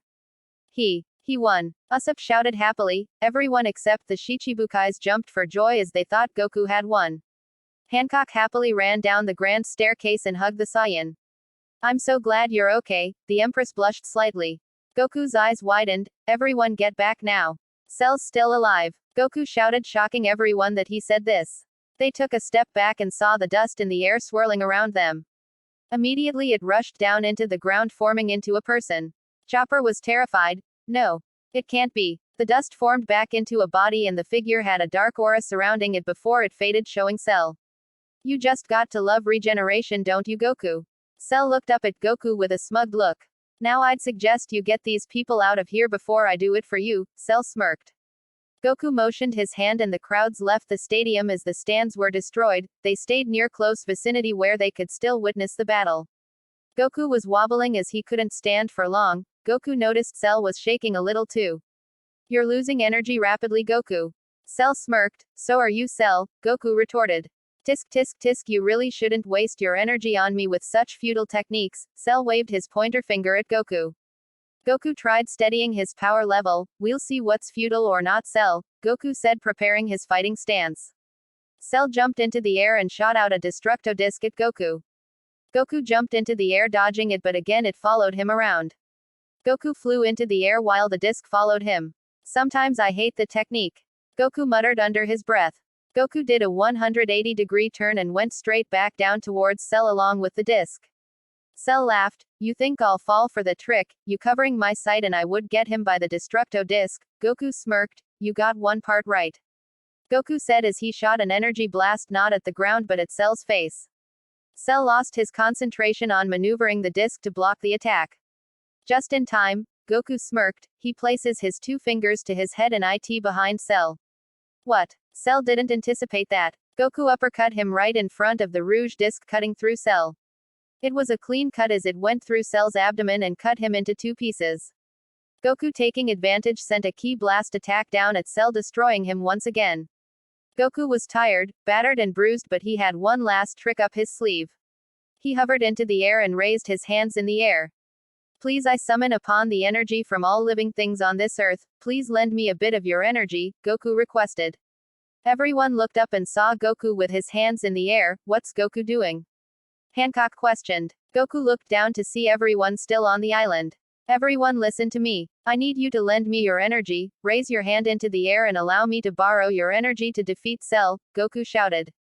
Without hesitation, his friends raised their hands in the air, allowing him to borrow their energy. Eventually everyone and the Dragon Queen lent their energy except the Shichibukais didn't.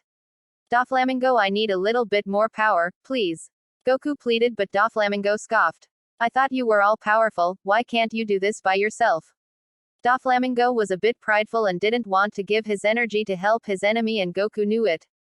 Goku gritted his teeth. Doflamingo, who do you want to see lose? Me or the entire world? Goku shouted, shocking everyone that he came to that conclusion already. Doflamingo gritted his teeth as he would have to swallow his pride and lend his powers along with the other Shichibukais. Fine. Take it. But Goku, finish him now, Doflamingo said as he raised his hand along with the other remaining Shichibukais. Goku sighed and smiled. Thank you, everyone. Once all the energy was borrowed, Goku morphed it into a spirit bomb, 2 times larger than the one he used against Majin Buu. It was infused with his godly ki and with the help of the planet and its people. Everyone was shocked to see how massive the spirit bomb was. It was indescribable to them. Goku looked up and noticed the dust forming together and landing back to the ground. Oh no you don't, Goku said as he pointed down. With that the spirit bomb started moving slowly towards Earth. However, Goku it in front of the morphing cell. His aura was not only inflamed by his blue state but now was flickering red. Goku was powering up. Kaioken. Goku's body mixed with the godly ki he had already with the Kaioken power multiplying his powers exponentially. Cell refused and looked up in the air and saw the spirit bomb. He started to laugh. You think I'm gonna wait around until Cell was struck in the abdomen by Goku's knee. No, that's why. Goku started as he reached down and grabbed Cell by the ankle. I am going to throw you in it. Goku shouted as he threw Cell towards the spirit bomb. Goku bent his knees and cupped his hands together. Ka, me, ha, me, ha.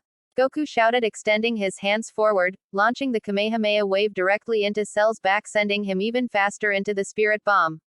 Cell was putting up a fight but couldn't muster enough energy to free him. When I get out of this.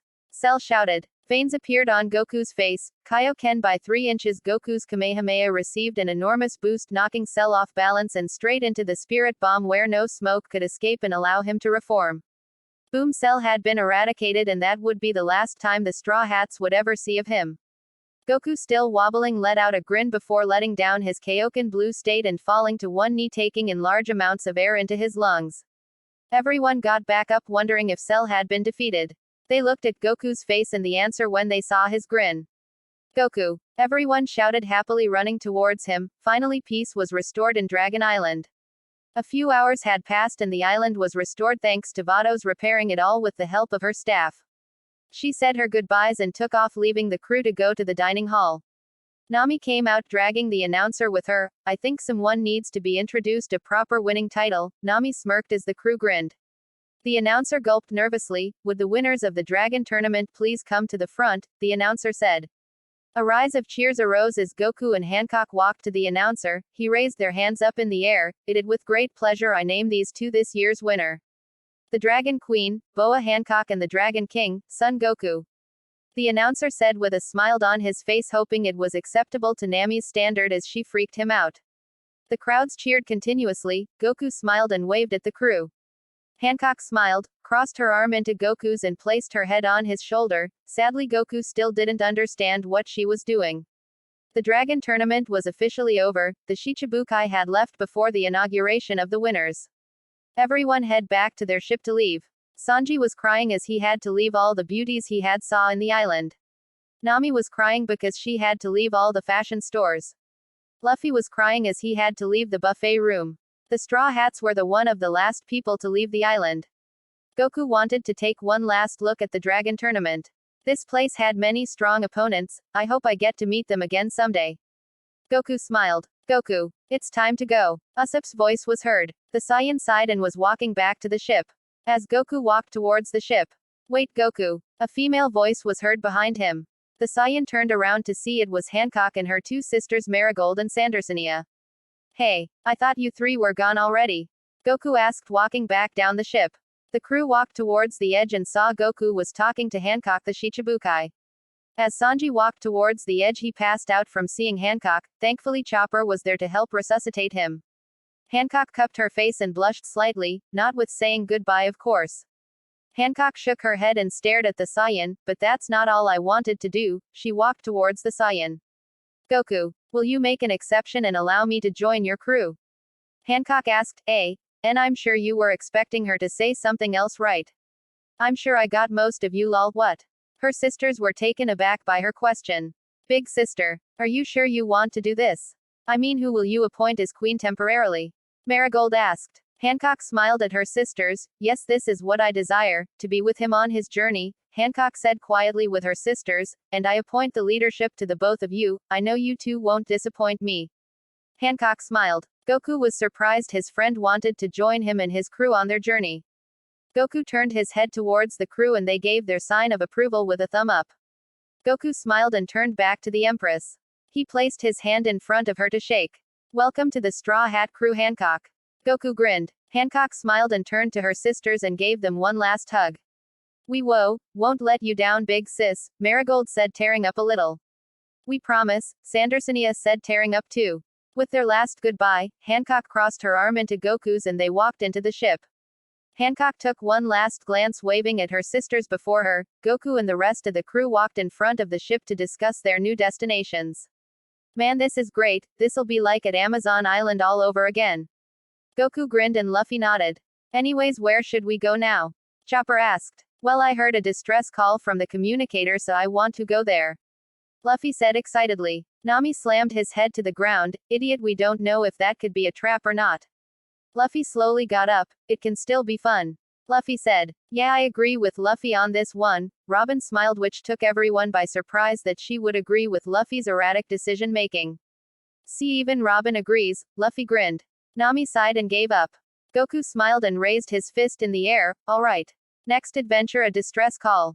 Goku said. The crew started to laugh as they were on their way to a new adventure with their new crew member, Boa Hancock.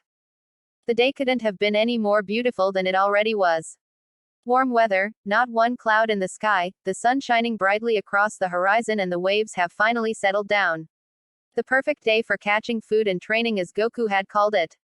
The Saiyan, along with Luffy, Zoro and Sanji, were at the side of the boat watching the sea as if concentrating. Come on already. When's the fish gonna jump up? I'm starving here. Luffy shouted impatiently. Goku grinned and gave a soft chuckle. Just give it a few minutes, Luffy, I'm sure it will jump out soon, Goku said, not taking his eyes off the sea. Sanji tapped his fingers of the side of the boat and immediately an idea came to him. Sanji started up, getting the other three's attention. We could make a game out of it and see who can get the most fish in the sea, Sanji pointed out. Zoro rolled his eyes. So how do we play, Chef Head? Wham! Zoro pulled out his swords to block an incoming kick from Sanji. Shut it, Moss Head. Before I add unpleasant things into your food, Sanji shouted before sending another kick along with Zoro parrying it with a second block. Bring it. I'll ingest poison and razors. Zoro said, holding back Sanji's attack. Attack after parry, both fighters were ready to get it on. They didn't care who got in their way as long as they got their chance to fight each other. It ended very shortly after Goku held onto Zoro while Luffy held onto Sanji, both foaming from the mouth and angrily thrashing to get free. Finally, after having both Sanji and Zoro cool off and be able to stand near each other without literally destroying the ship, Sanji proceeded to explain how the game will be played. Okay, before I was interrupted. Sanji gave a quick glare and Zoro, who also gave a glare back. So the game goes like this, it will be a 2-on-2 where one person will split the water and send the fish flying while the other guy kicks in as many fishes as he can right onto the ship. Whoever has the most fish before the water recedes back into the ocean wins. Sanji grinned. Goku and Luffy nodded in agreement. They were going to pair up before being grabbed by Sanji and Zoro. Oh no, Luffy, you're on my team, Sanji said, looking back at Zoro and Goku. Zoro glanced towards Luffy and Sanji before looking back at Goku. I am not being paired with that chef, we're teaming up, Goku, and I'll catch while you split the water, Zoro said before Goku nodded. Sanji gave the same talk to Luffy as the four of them came together at the side of the ship again. Sanji pulled a coin and held it out. Both sides knew what he was about to say. Heads, Zoro calmly said as Sanji simply flipped the coin. They slowly watched the coin drop down onto the floor, holding their breaths, waiting for which team would get a shot at their little game first. It bounced back into the air and back down before it sadly rolled off the side and into the water. The four men's eyes widened and mouths gaped a little before looking at each other. Biwahaha. Zoro and Goku were rolling on the floor laughing along with Sanji and Luffy. Okay. For real. Sanji and the rest of the guys couldn't control themselves as they found the coin rolling off the side just too damn funny. Such a serious aura faded away from the faces of the four, as it had been replaced by utter glee. Their laughter was loud enough to bring the rest of the crew up top of the ship to where the four were. Nami was the first to arrive along with Robin, Frankie, Chopper, Usopp, Brook and last Boa Hancock. What's going on? Nami asked the three, laughing and smiling. Sanji was on the floor with hearts on his eyes seeing Nami, Robin and Hancock before shaking it off and returning back to his original self. Haha, nothing much really, we were just gonna play a game, so we decided to flip a coin to see who goes first, but it just fell off the side of the ship. We don't know what happened, but we just lost it. Luffy grinned. Anyways, let's settle this finally, Sanji chuckled while pulling out another coin from his pocket as the rest of the crew crowded around the four. Sanji flipped the coin and it landed with a twirl, spinning on its curve as a ballerina would spin on their feet. The coin was slowly losing speed as it tipped over and landed with a thud on the hard floor of the ship. Tails. Damn. Zoro snapped his fingers in defeat. Sanji and Luffy let out a huge grin. Luffy cracked his knuckles while Sanji tightened his legs ready to run towards the sea. Luffy inhaled a large amount of air and bit into his fist, allowing it to expand in size. Once his fist reached max size, Luffy jumped into the air and aimed at the sea and slammed it down. Though the water made his hand feel weak, he was able to split the water and shot the fish into the air to everyone's amusement. Sanji shot out towards the outside and jumped into the air, kicking as many fishes back into the ship. Luffy caught the fishes and placed them to the side while Sanji repeatedly kicked them back in. The water was flowing back and the fishes were falling back down into the water. Sanji submerged into the sea as Goku flew over to pick him up. Huff huff. How many was that? Sanji panted as the rest of the crew counted the total. Around 7,000 fishes, Robin said, letting out a grin. Zoro grumbled under his breath and nodded at Goku. The Saiyan nodded back, flaring up his ki as a white aura engulfed the Saiyan. Hancock blushed furiously as she witnessed Goku preparing his stance. Alright, I'm ready, Zoro, Goku said with a smile. Zoro tightened his muscles, waiting on Goku. The Saiyan pushed his power towards his fist, which was going to allow him to split the sea.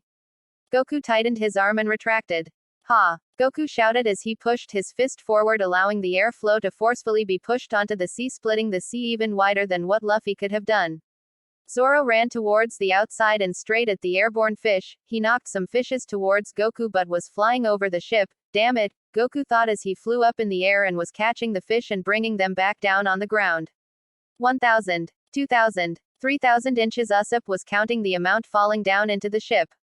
Zoro was pushing to overtime and accelerated his speed, kicking the fishes faster. Goku, adapting to the sudden increase in speed, was catching the fish, not letting even one pass him.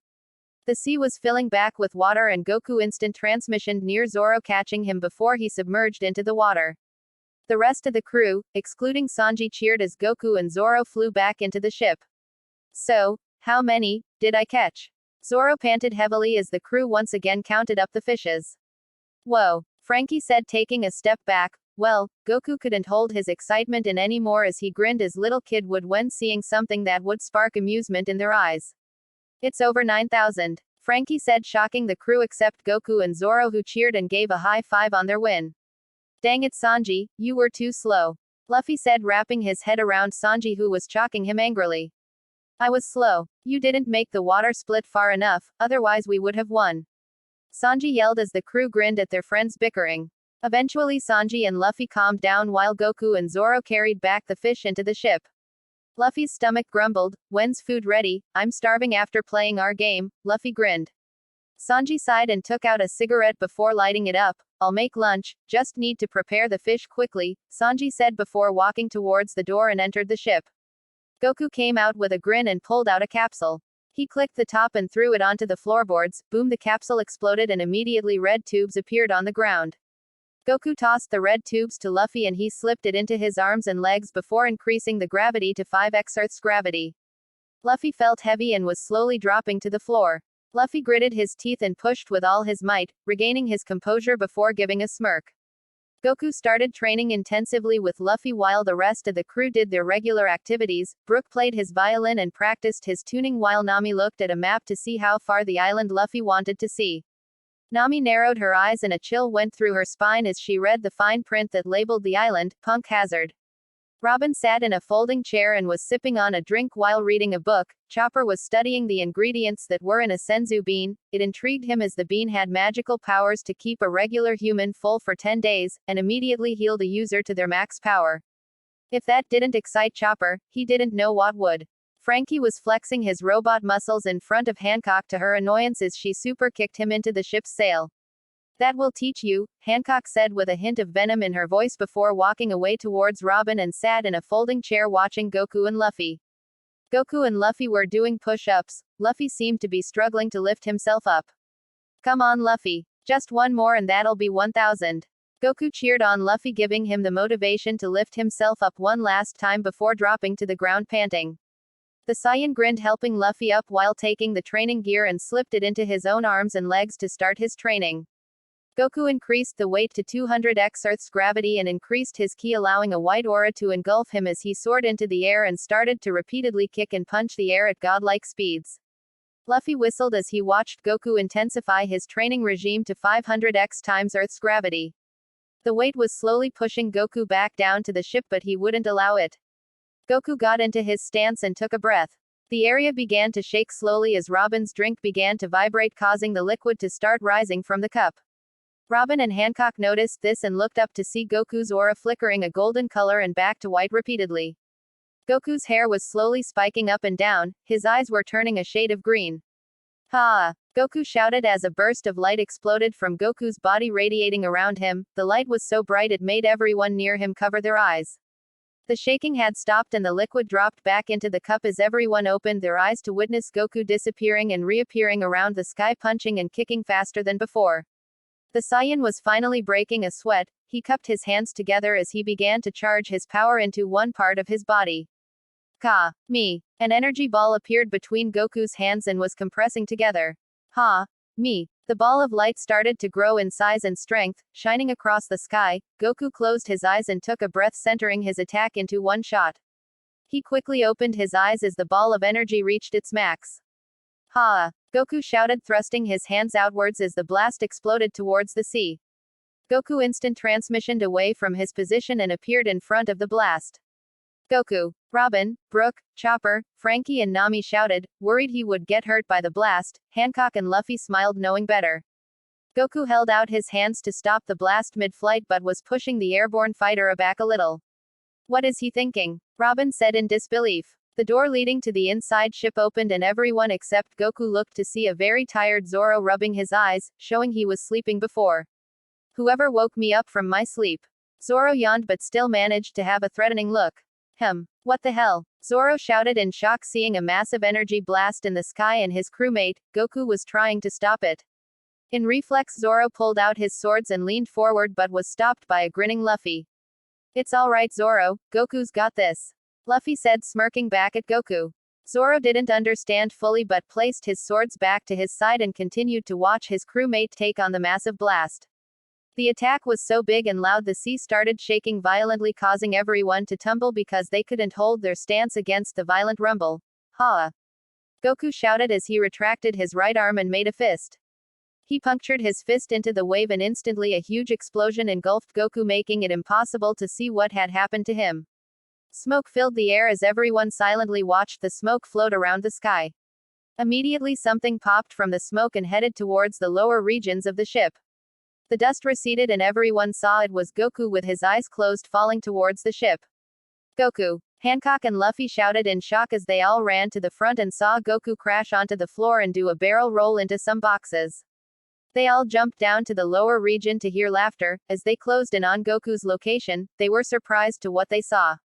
Goku was back to base form, scratching the back of his head, laughing as his top GI was scorched, leaving only his pants revealing his chiseled chest.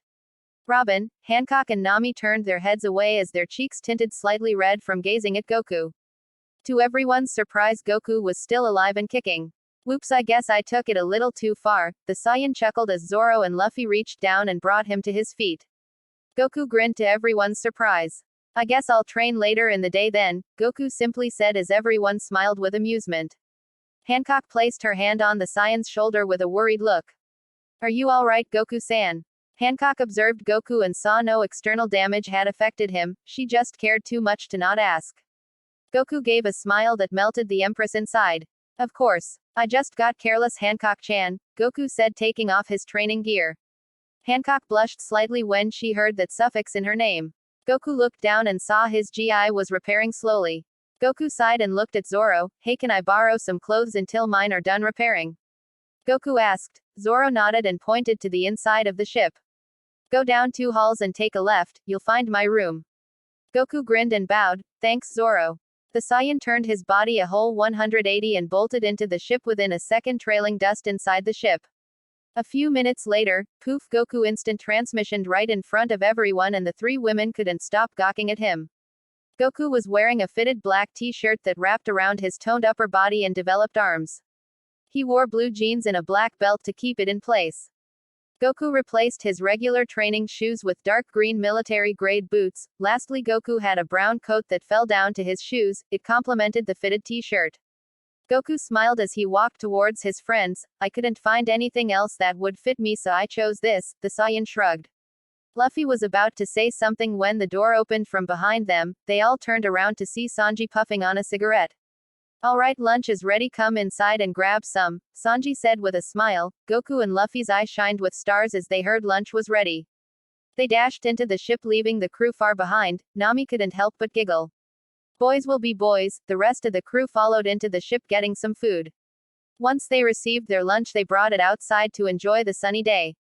Luffy sat cross-legged eating his lunch that would be enough for 10 people, talking and laughing with Frankie, Brook, Chopper and Usopp, sharing stories about their previous journeys. Nami and Robin were sun-tanning while Sanji kneeled and gave them a fruit smoothie. Zoro was on top of the sail eating and sleeping at the same time. Nobody knew how he could do it, but Zoro did it with ease. Goku was doing a one-handed stand with his eyes closed. Goku sensed someone approaching him and opened his eyes with his mouth drooling from what he saw. Hancock pulling a tray full of food in front of him. Goku did a flip and landed on his feet with a grin. Thanks, Hancock. Goku took a plate and sat cross-legged while the Empress sat on her knees and fed the Saiyan Sea King ham with 20 rolls of sushi. Goku, here you go. Eat up now. Hancock smiled happily. Goku felt like he was in heaven. The Sea King ham was too good, especially with the secret sauce Sanji used to make the ham have a zesty taste to it. Man, this stuff is delicious. And being fed by you just makes everything taste better. Goku said. Hancock giggled from his response. Oh, don't be silly now. Hancock smiled. You're a true friend, Hancock, Goku said with a smile that made the Empress' cheek turn red. Comical fall from the rest of the crew. They were watching the Saiyan and Empress eat until they heard what Goku had said. Does Goku even know? Nami said in disbelief. Robin shook her head in surprise. I don't think so, Nami. Sanji was pounding his fist on the ground repeatedly with tears in his eyes. Damn it, why does Goku always get the girl? Usopp gave a small smile. I can't believe that one of the 7 warlords of the sea has a crush, especially since it's Goku. They all nodded in agreement. Boom, the crew suddenly took their attention, the seismic wave that pushed them up into the air. Goku, regaining his senses from the massive food coma he was in, dashed on the underside of the boat and gently floated it back to the rough waters. Nami, gaining her balance, ran towards the edge and pointed to an island spewing molten lava. Look, a volcano just erupted on that island. Nami shouted, bringing everyone to her position. She looked down to her compass that one of the fish people back at Shirahoshi's home gave her and noticed none of the 3 compasses were pointing towards the island. Alright, let's get closer. Luffy grinned happily to Usopp, Chopper and Nami's dismay. Listen, Luffy. We don't know what's there. Sure, you heard a distress call from there, but we don't know if it could be real or a trap. Nami said, trying to convince her captain, but Luffy wouldn't have any of it. I don't care. I wanna go there. Besides, we can see it already. The captain pumped his fist into the air. Nami pointed towards the sea. We can't get any closer, Luffy. That's a sea of fire. Goku scratched his head in confusion. Wait, I thought water extinguishes fire. The Saiyan thought, remembering a time where he almost burned his house down trying to make a bowl of ramen. Flashback. Goku woke up from his slumber and noticed it was morning. Goku, half asleep, said to himself. Goku got up and did some stretches and push-ups until he felt a little more awake. Aw man, I feel great. Goku stretched his arms out gleefully. Goku walked to the kitchen and noticed Chi-Chi wasn't there. Oh yeah, Chi-Chi mentioned something about leaving to see her dad for a few days, Goku thought. Stomach growl noises. The Saiyan looked down and patted his stomach. Well, I guess I have to make something for myself then. The Saiyan chuckled and walked over to the cabinets full of food. The Saiyan sighed as he wanted something new instead of his usual breakfast. Soup? Nah, pizza. Had that yesterday, Goku thought as he was scavenging around the cabinets and fridge. Oh, cake. Goku munched down happily while looking around a little more. Stomach grumble noises. The Saiyan lurched forward with a pained look. Man, if I don't find something, I'll die of starvation. Goku thought before noticing a round object on top of the fridge. Curious, Goku reached out and grabbed the cup and read the label. Ramen, what is that? Goku said with a quizzical expression. Goku opened the top and found a square-shaped pack of yellow lines tightly compressed together. He pulled out the square object and took a bite. PWAH. Why would anyone want to buy this? Goku hated the taste. He looked at the cup and saw more words on the side. He observed closer and saw it was labeled all in bold letters, instructions. A few minutes of reading the instructions, Goku was almost done. All he needed to do was read the last instruction. Add spice flavoring into ramen for a savory experience, Goku read out loud. He reached over and picked up a packet labeled spice. Here it is. Goku smiled happily and tried throwing it into the ramen but sadly landed into the fire and erupted into flames scattering across the room. Ah! Goku yelled as he stomped on the fire but was growing erratically around the house. Goku ran outside watching smoke erupted from the roof. Oh god, Chi-Chi is gonna kill me, the Saiyan thought. What do I do? What do I do? What do I do? Goku screamed in his thoughts until a childlike voice rang inside his head. He recognized the voice to be his son Gohan. Always put out fire with water, Dad, the voice spoke. Goku's eyes widened as he remembered Gohan once telling him as a kid about water drowning fire. I got it, Goku shouted as he ran towards the edge of his house and picked it from the ground before running towards the river and throwing it in. Though in the end he was given a scolding and beating with a frying pan from Chi-Chi, he still remembered his son's words. End of flashback. Goku kept his thoughts to himself and watched what his crewmates would do. Usopp was shouting, trying to get everyone's attention, guys, the ship is heading towards the fire. We're going to be burned to a crisp, Frankie scoffed, no way. The Sunny's super not gonna lose to something like that. Frankie shouted, offended that his friend would say such a thing. Nami was annoyed at the two, this isn't a game. This ocean's crazy. Look, Nami pointed to the masses of skeleton fishes near the boat. All these fishes were burned to the bone. Nami said, yes, you rang. Brook joked as he heard bone, he would regret it as Nami suddenly pulled out a frying pan and started chasing Brook around. Can't you take a joke, yo ho ho ho? Brook laughed, holding onto his hat while being chased by the enraged Nami. Goku, Brook, Luffy along with the other guys jumped on top of the sail to avoid Nami's wrath of destruction. Even though it wasn't for them, they wouldn't take any chances. Nami was steaming, holding her pan out towards them. Get down here now. Sanji's eyes had hearts for eyes. Oh, I love it when you're angry, Nami-san. But I'm gonna stay here for a while, just until you aren't as mad, Sanji said along with nods from the rest of the guys.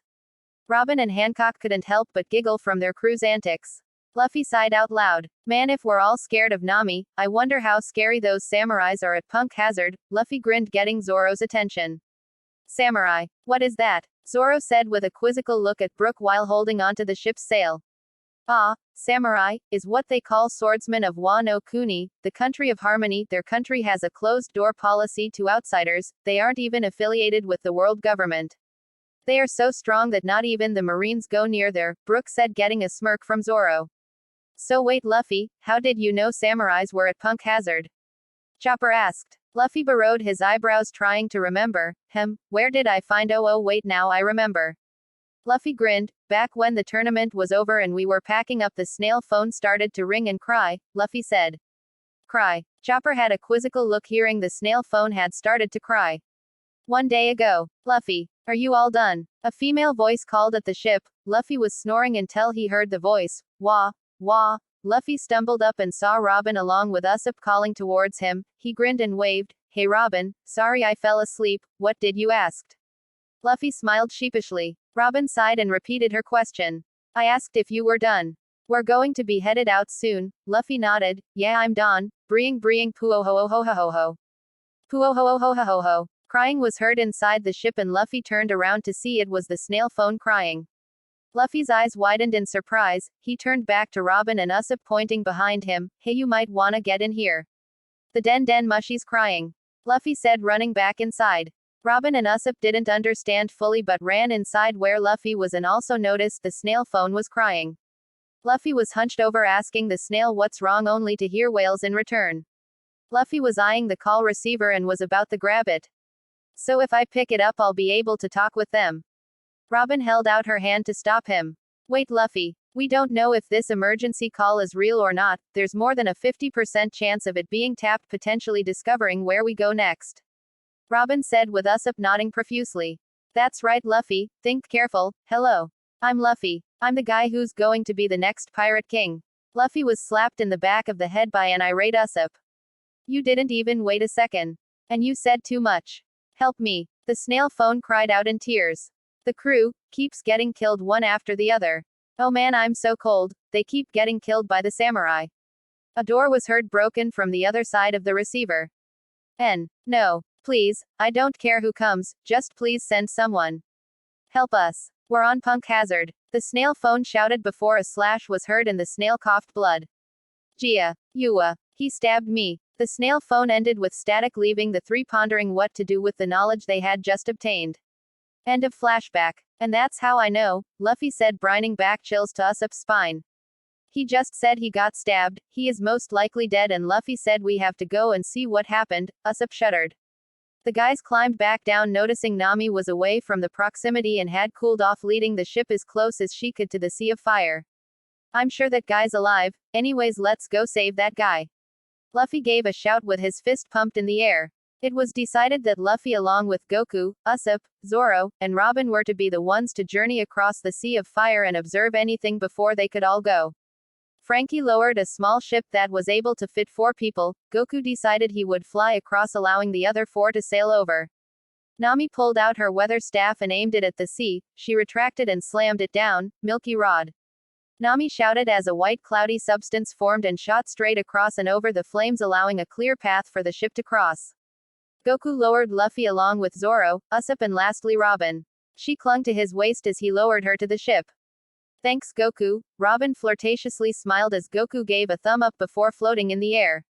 Hancock was fuming, giving Robin a death glare, and crossed her arms in annoyance as she scoffed, gaining the attention of a few from the ship. The ship started to move across the cloud as Goku followed behind them. The crew on the ship waved at them and the 5 followed suit.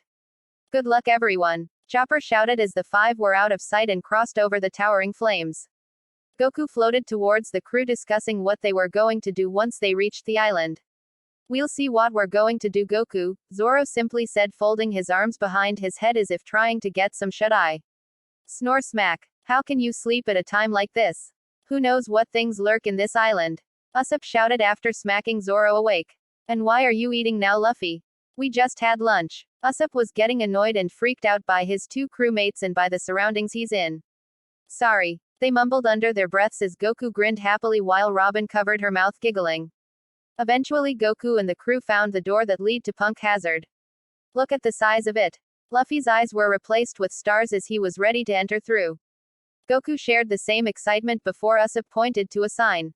Danger, keep out, world government and marines. Look, it seems the world government had taken over before we got here. Oh well, I guess we'll have to go back now. Luffy opened the door, letting in everyone except Usopp, whose eyes nearly popped out from his socket.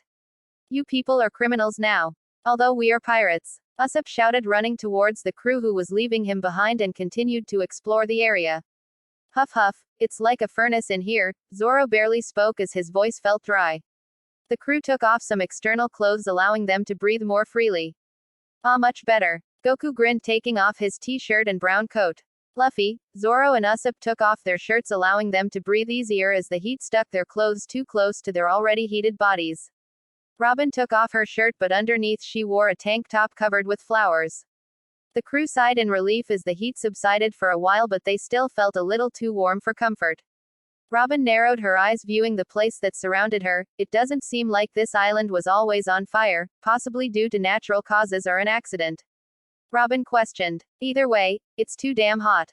Luffy panted as they all walked along the treaded path leading deeper into the burning island. Yeah, too hot. Goku frowned as he looked at around the island. Usopp was the first to see his reaction.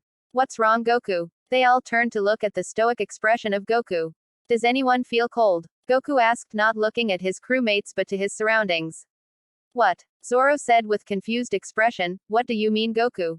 Luffy asked. Do any of you feel cold? Goku said again with a serious tone. They all nodded no in unison. Goku narrowed his eyes. I thought so. Goku flew closer to the island and was turning his head 360 degrees as if trying to find something.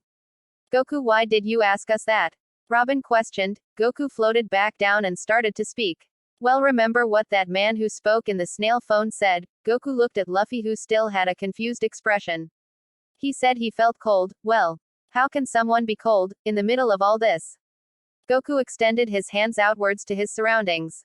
They all had a surprised look. They actually hadn't thought about it before, and what really shocked them was the fact Goku was the one to figure it out. The guy who didn't know about Hancock's crush over him. It's been bugging me for a while, but I didn't know if I would sound dumb if I asked. Goku scratched the back of his head and grinned nervously. Usopp shook his head. No, that's true, Goku. How could someone feel cold here? Usopp said before Robin spoke up with her theory. Maybe there's a cold place in the burning island, or maybe he was so frightened he felt cold. Or maybe he was just an idiot, Luffy chimed in. Usopp just sighed. No Luffy, I'm sure Robin's theory was a better explanation. Luffy pouted, hey at least I was giving a theory. I didn't see you saying anything. Luffy said. Clatter rumble Goku and the four turned around to see a creature walking towards them from a shadow. Usopp's eyes widened from shock. What? Whoa, these things actually exist, Luffy said in disbelief. No, they're just from fairy tales.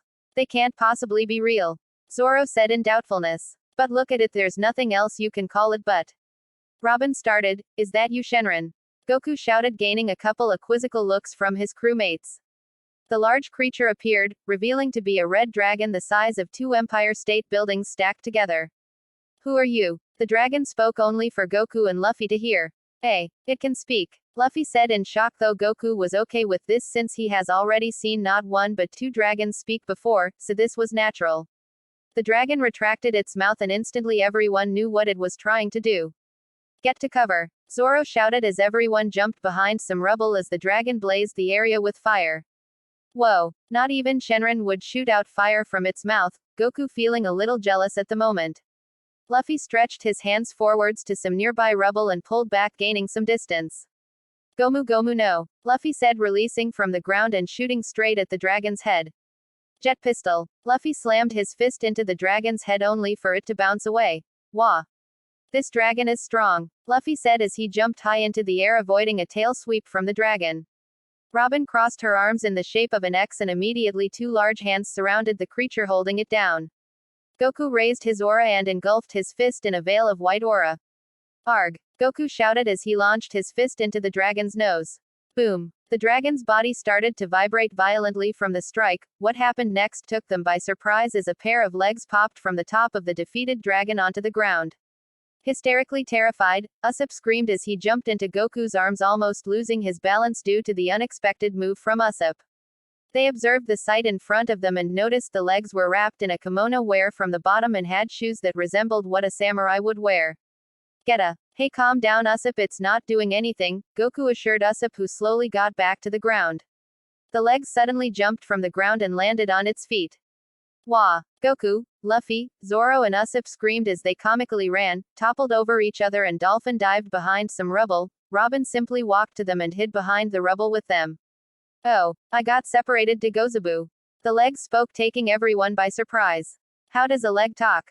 It doesn't have a mouth, Zoro said, disgusted. That's physically not possible, Usopp shouted in agreement. Who's there? The legs spoke, turning a full 180 towards. What are you doing? I can sense you, for I have no eyes or ears.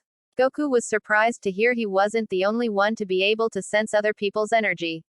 Luffy started to move away from the rubble and near the pair of legs. You are pretty unique, Luffy said, getting closer only to be stopped by a flying kick that nearly grazed Luffy. Buh, I don't know who you are, buh, but let me pass, buh. I cannot die in a place like this, buh. The legs shouted, sending another kick. Luffy managed to dodge the kick thanks to Goku's training, but stumbled to the ground while the pair of legs turned around and bolted out of the area. Ah, he's running away. Zoro pointed. The legs sprinted while shouting out loud. I will not let my target get away, buh. That foolish Shichibukai. The legs ran away from the crew's field of view. Wait, come join my crew. Luffy had stars for eyes and raised his hand only to be slapped by Usopp in anger. What is wrong with you, Luffy? In fact, what in the world is going on? Usopp shouted. Back on the ship. Nami-san, Hancock-chan, I've made a cold deep sea crepe for you. Sanji walked out the door with hearts in his eyes but didn't see anyone. He walked around the ship and noticed a fog surrounding the ship. He shrugged it off but felt a little tired. He considered once he found the crew he would take a nap. As Sanji continued to walk down to main area, he noticed everyone on the floor passed out. Nami, Hancock. Sanji rushed over, dropping everything onto the ground as he kneeled to their sides and checked their neck for a pulse. He sighed in relief they were still alive. Sanji looked up and took a closer look at the fog. This isn't fog. Is it knockout gas? Damn, if it is, I breathed in a lot. Sanji covered his mouth trying to run towards the snail phone but was barely able to walk to it. He opened the door to the snail phone and collapsed to the floor as his legs gave way. Sanji mustered all his strength to move his arms closer to the phone but could only move a few inches. Luffy and the rest are still on the island. I hope they have a snail phone as well.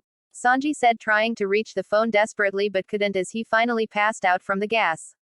The second Sanji passed out, a few people appeared in the ship. They were all wearing the same thing. A hazard suit with large backpacks that read PH. They were all carrying a tube that emitted the same fog that Sanji had noticed before. They turned off the gas and counted how many people were on board. A midget person ran to the largest of the group and gave a salute. Sir, there appears to be 3 humans, 1 humanoid Iron Man and a pet. Referring to Chopper, the largest of the group looked down to see the rest of the group dragging the pirates in front of him. Tie them all up and we'll bring them back to Master, the man spoke as the rest saluted. Roger. He looked back at the pirates and gave a small chuckle. How ideal, they're pirates, no one would notice if some pirates were to disappear suddenly. The large man said, walking towards away from the unconscious group. Back at Punk Hazard, Luffy and the crew were chasing the 2 legs but couldn't catch up to him. Oh, forget this. Goku said in annoyance as he dashed towards Luffy, grabbed him and threw him towards the legs. Wham! Luffy caught the legs and both started to tumble for a bit until they reached a complete halt. Alright, I caught you. Luffy smirked, not letting the legs go. Goku, Robin, Zoro and Usopp finally caught up with Luffy and saw he stuck the legs behind him and was shouting happily. Look at me, I'm a centaur. Luffy pranced around. Luffy, that's vulgar, Robin sighed. It is, Luffy asked, only to receive nods from everyone in unison. Usopp looked down at the legs that were thrashing around trying to break free. Usopp turned his head to observe his surroundings. There has to be an upper body in trouble somewhere. Let's give it back to its rightful owner, Usopp said as Zoro started walking ahead of everyone trying to find a way out, leaving everyone else. Luffy sighed, you have no imagination, Usopp, this guy's like that. Zoro's voice echoed towards them. Hey, get over here. Everyone turned around to see at a far distance Zoro waving his hand from atop a mountain. They ran towards Zoro and were all gasping to what they were witnessing. They had to walk carefully to him as the ground was surrounded by a thick pool of mud.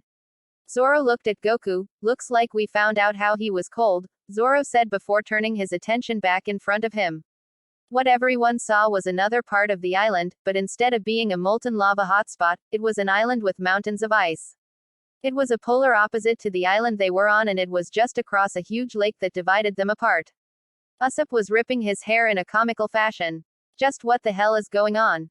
Usopp was irate by the scene he is witnessing. Luffy pumped his fist into the air and shouted gleefully, this island is so awesome.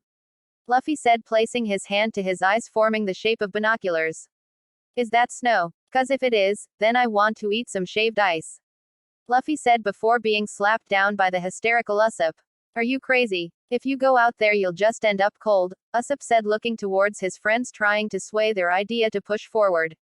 Look, we've been out here for a while, let's go back and meet up with the rest of the crew and decide what our next course of plan should be, Usopp said, looking back at the island. His eyes were drooping and he felt he was going to fall asleep any second, but happened next brought his senses into overdrive. He observed the top of the mountains of ice and noticed the clouds were circling around something. Usopp narrowed his eyes and noticed a face with a demonic smile, Usopp's perspective of the smile, staring right back at him. Usopp fell back on the ground in shock. Goku noticed his friend and rushed over. Are you okay, Usopp? Goku placed a hand on his friend but felt Usopp trembling. What is that thing? Usopp screamed in his mind as he watched the figure arise and something unwrap itself from the figure's body. Usopp concluded it to be wings as the figure flew into the sky, leaving its spot, if it were never there. Goku was now shaking his friend back and forth. He called Usopp's name 7 times now and it appeared Usopp's mind was in another place. Goku sighed and raised his hand back. Whack. Ow. Usopp jumped from the pain that coursed the left side of his cheek. Thankfully it didn't bruise, but it still hurt like hell. Robin walked forward and knelt down trying to calm her friend. What is the matter, Usopp? It looks as if you had just seen the devil. Robin placed her hand on Usopp's shoulder as he finally snapped back in reality. To be honest, I think I just did see him, Usopp squeaked as he lifted himself up and explained the figure with the wings observing them before flying away. Goku looked back at the mountain. Then we have to stay alert and make sure there aren't more of them when we cross, Goku said with everyone nodding in agreement. Briong, everyone turned their attention to Usopp as he looked down to see the extra snail phone he brought was ringing. He glanced up to his friends, they all nodded back telling him to answer. He slowly picked up the phone and placed it to his ear. Hello, Brooke. Wait, what? What do you mean you were gassed? Usopp said as everyone crowded him hearing on the conversation. Yo ho ho ho ho, yeah, that's right. 1 minute I was sitting on the boat and the next thing I know there was smoke filling in the air and I passed out from inhaling the knockout gas, Brook said. Zoro cocked his head in confusion. Wait, Brook, you don't have lungs, how did you pass out from breathing it in? Zoro spoke into the phone. There was silence for about 30 seconds. Beats me, but I just passed out, yo ho ho ho. Brook laughed. Comical fall from everyone except Brook. So what happened to the rest of the crew then? Are they with you? Luffy asked and Brook replied with a no. It's just me and a few guys who were attacking me but I defeated them. I'm on a snowy island with. Brook was interrupted by Robin. Excuse me Brook, but did you say a snowy island? Brook replied with a yes. Goku closed his eyes and was sensing for Brook's energy signature. Soon after he found a faint key that resembled Brook's. It was going to be hard to triangulate his position, so it was out the window, but at least Goku knew Brook was deep within the snowy mountains. He's there on the other side but I can't get a clear sign to it to him, Goku said turning back to his friends. Then that means the others are somewhere else. If they're all together then that means they can handle themselves, Usopp pointed out. Then we'll find Brook first and then go for the others. Who knows, the ship might be on the other side of the island, Luffy said before they all nodded in agreement. Zoro walked over to a tree that was scorched with flames. He brought his 3 swords out and sliced the middle part of the tree trunk and cut the middle into 2 pieces. Zoro brought the 2 pieces to Usopp's feet. Here, we'll use this to cross the water, we just need for it to stay together when we cross. Zoro said. Usopp was confused. Why don't we ask Goku to fly us over to the other side? Usopp said before Zoro shook his head side to side. We're relying on Goku's abilities too much. Sure, he's a great asset to the crew, but we were doing fine before his arrival. Zoro has no grudge against Goku. It may sound like he did, but he was just stating the facts. Zoro replied, shrugging his shoulders. Usopp wanted to argue but sighed, knowing Zoro's mind was already set. Usopp kneeled to the ground and cupped his hand to the thick mud surrounding them. This will have to do, Usopp said, walking towards the 2 neatly aligned logs and smeared the mud down the crack of the 2 repeatedly until it formed what looked like a platform. Usopp flattened it until it was flat and clapped his hands to get the excess dirt off. Robin, can you hand me a piece of twig with a bit of fire on it? Usopp asked, to which Robin nodded and walked away. A few seconds later Robin returned with a medium-sized twig with the edge flaming vibrantly. He grabbed the twig and placed the flaming side near the mud surface, fanning the flames back and forth until the mud started turning solid. Usopp smiled at his idea. It was simple but it would allow them to cross the river. With Goku's help, Usopp, Zoro and Luffy brought the raft into the river. As everyone got on, Zoro took out one of his swords and gently pushed the raft off the island and into the sea. Careful everyone, though it may be solid, if we move too much the mud may crack and split the logs apart, Usopp said nervously, hearing cracks underneath him. Everyone moved to a bare minimum while Zoro was gliding the raft safely to the other side. Brr, it's getting colder, Luffy chattered his teeth as he was putting his shirt back on. Robin shivered, holding herself to retain some warmth. Zoro was used to the cold but even he could feel his teeth chattering uncontrollably. Usopp held himself to retain warmth as well while Goku looked on at his friends confused. Are you guys alright? You've been shivering like a madman, Goku said with everyone looking at him with surprised looks. Goku, how can you feel cold? Luffy chattered through his teeth. Goku shrugged. I've dealt with worse. Back in my universe, I had to fight 3 androids down in the Arctic, including being submerged under the freezing water for what felt like ages. Goku sighed. When you've gone through what I have, you just ignore it, Goku said with a small chuckle. Suddenly Goku narrowed his eyes and held out his hand. 4 blue key spheres emerged from the Saiyan's hand and headed straight into the crew. They noticed a navy blue aura surround their entire bodies. They had never felt anything so warm in their lives. Robin closed her eyes, relaxed and allowed the warm feeling course her body. A few seconds later the blue aura shortened and just outlined around their bodies. They still felt warm but not at the same way as before. Robin frowned as the warmth suddenly subsided. She opened her eyes and noticed Goku giving them his famous sun grin. I hope that helps. I've given you enough energy allowing your bodies to consume it as heat, Goku said before turning his back away from them. They all stood in silence but in awe. Even though Zoro had previously said they relied on his powers too much, they couldn't help but think how lucky they were to have a friend like Goku. A few minutes later they reached the other side and were relieved the cold air wasn't bothering them as much thanks to Goku. They all thought they would need to officially thank the Saiyan for his help, but now wasn't the time. The five stepped to the raft and landed into the soft snow that stuck to their shoes. They didn't even take another step before hearing a noise blaring behind them. Everyone except Luffy turned around and noticed something standing at the edge of the opposite island. A dark outline showed it wasn't fully man, as he had the body of a man but had 4 legs. Is that a centaur? Zoro asked as he narrowed his eyes and leaned forward, to which he was toppled over by Luffy with stars in his eyes. Hey, did you decide to join my crew?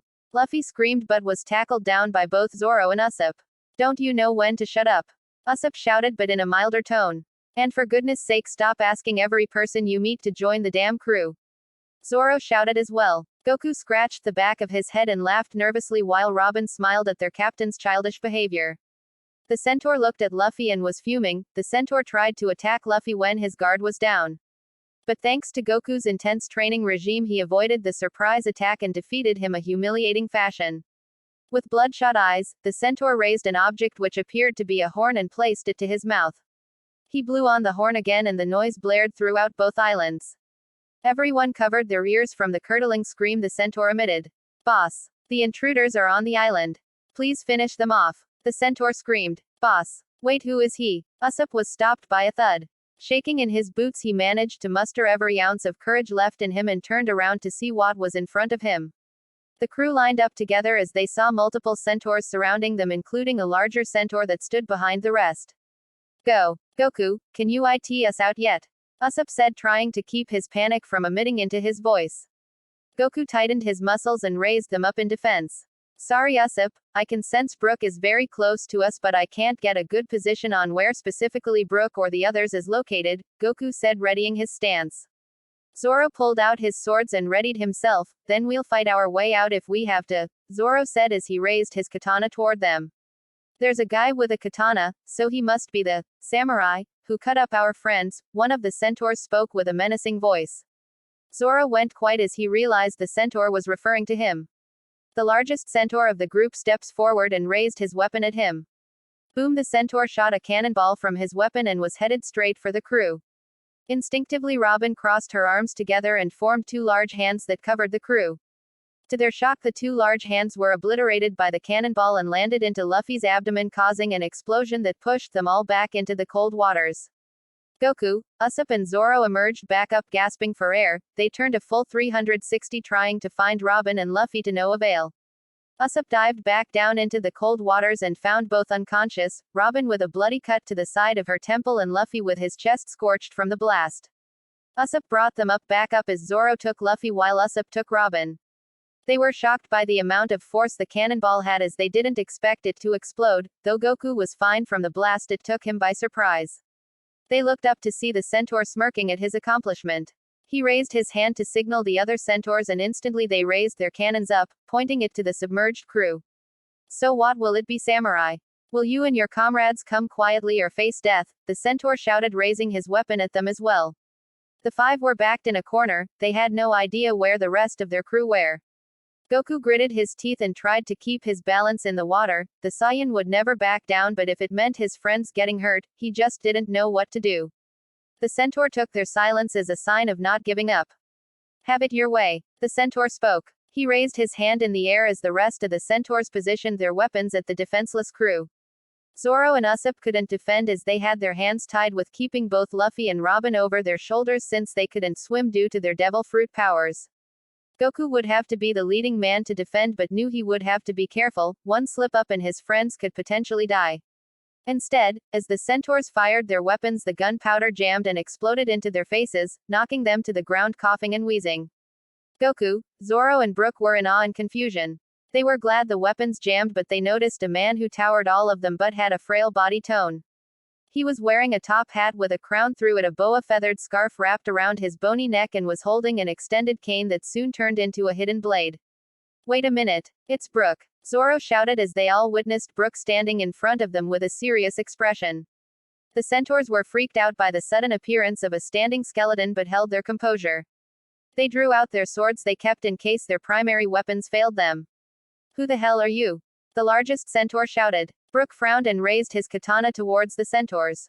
My appearance is of little importance, but you can call me Brook, the Soul King, Brook said with a serious tone. I'm a skeleton that came back from the land of the dead and was given a second chance at life by the Straw Hat Captain. Brook tipped his hat, covering his eyes. The centaurs were getting annoyed at his ranting and charged at him while Brook stood still. The centaurs were within inches of Brook and raised their swords, poised to strike. Wham! They slammed their swords down but were suddenly stopped as Brook simply placed his sword in front of them. They were shocked beyond belief that a mere skeleton had stopped their attack by simply placing his blade in front of them. Even though Brook had no muscles to show it, the centaurs knew anger was coursing through Brook's face. If my friends are so killed by the likes of you, I'll never forgive you, Brook said as he extended his arm forward with enough force to push the centaurs back a couple of feet. Brook jumped into the air with the sun shining behind his back as he appeared to be a shadow figure. I've had enough of losing my friends, Brook screamed as a wave of untapped power was released into his body. He didn't know where it came from but was glad it did come. Now, he had the power to show hell to those who would dare hurt his friends. Thank you for watching. What if Luffy meets Goku Part 5? Please like, subscribe and share Roronoa TV for more One Piece fanfiction videos.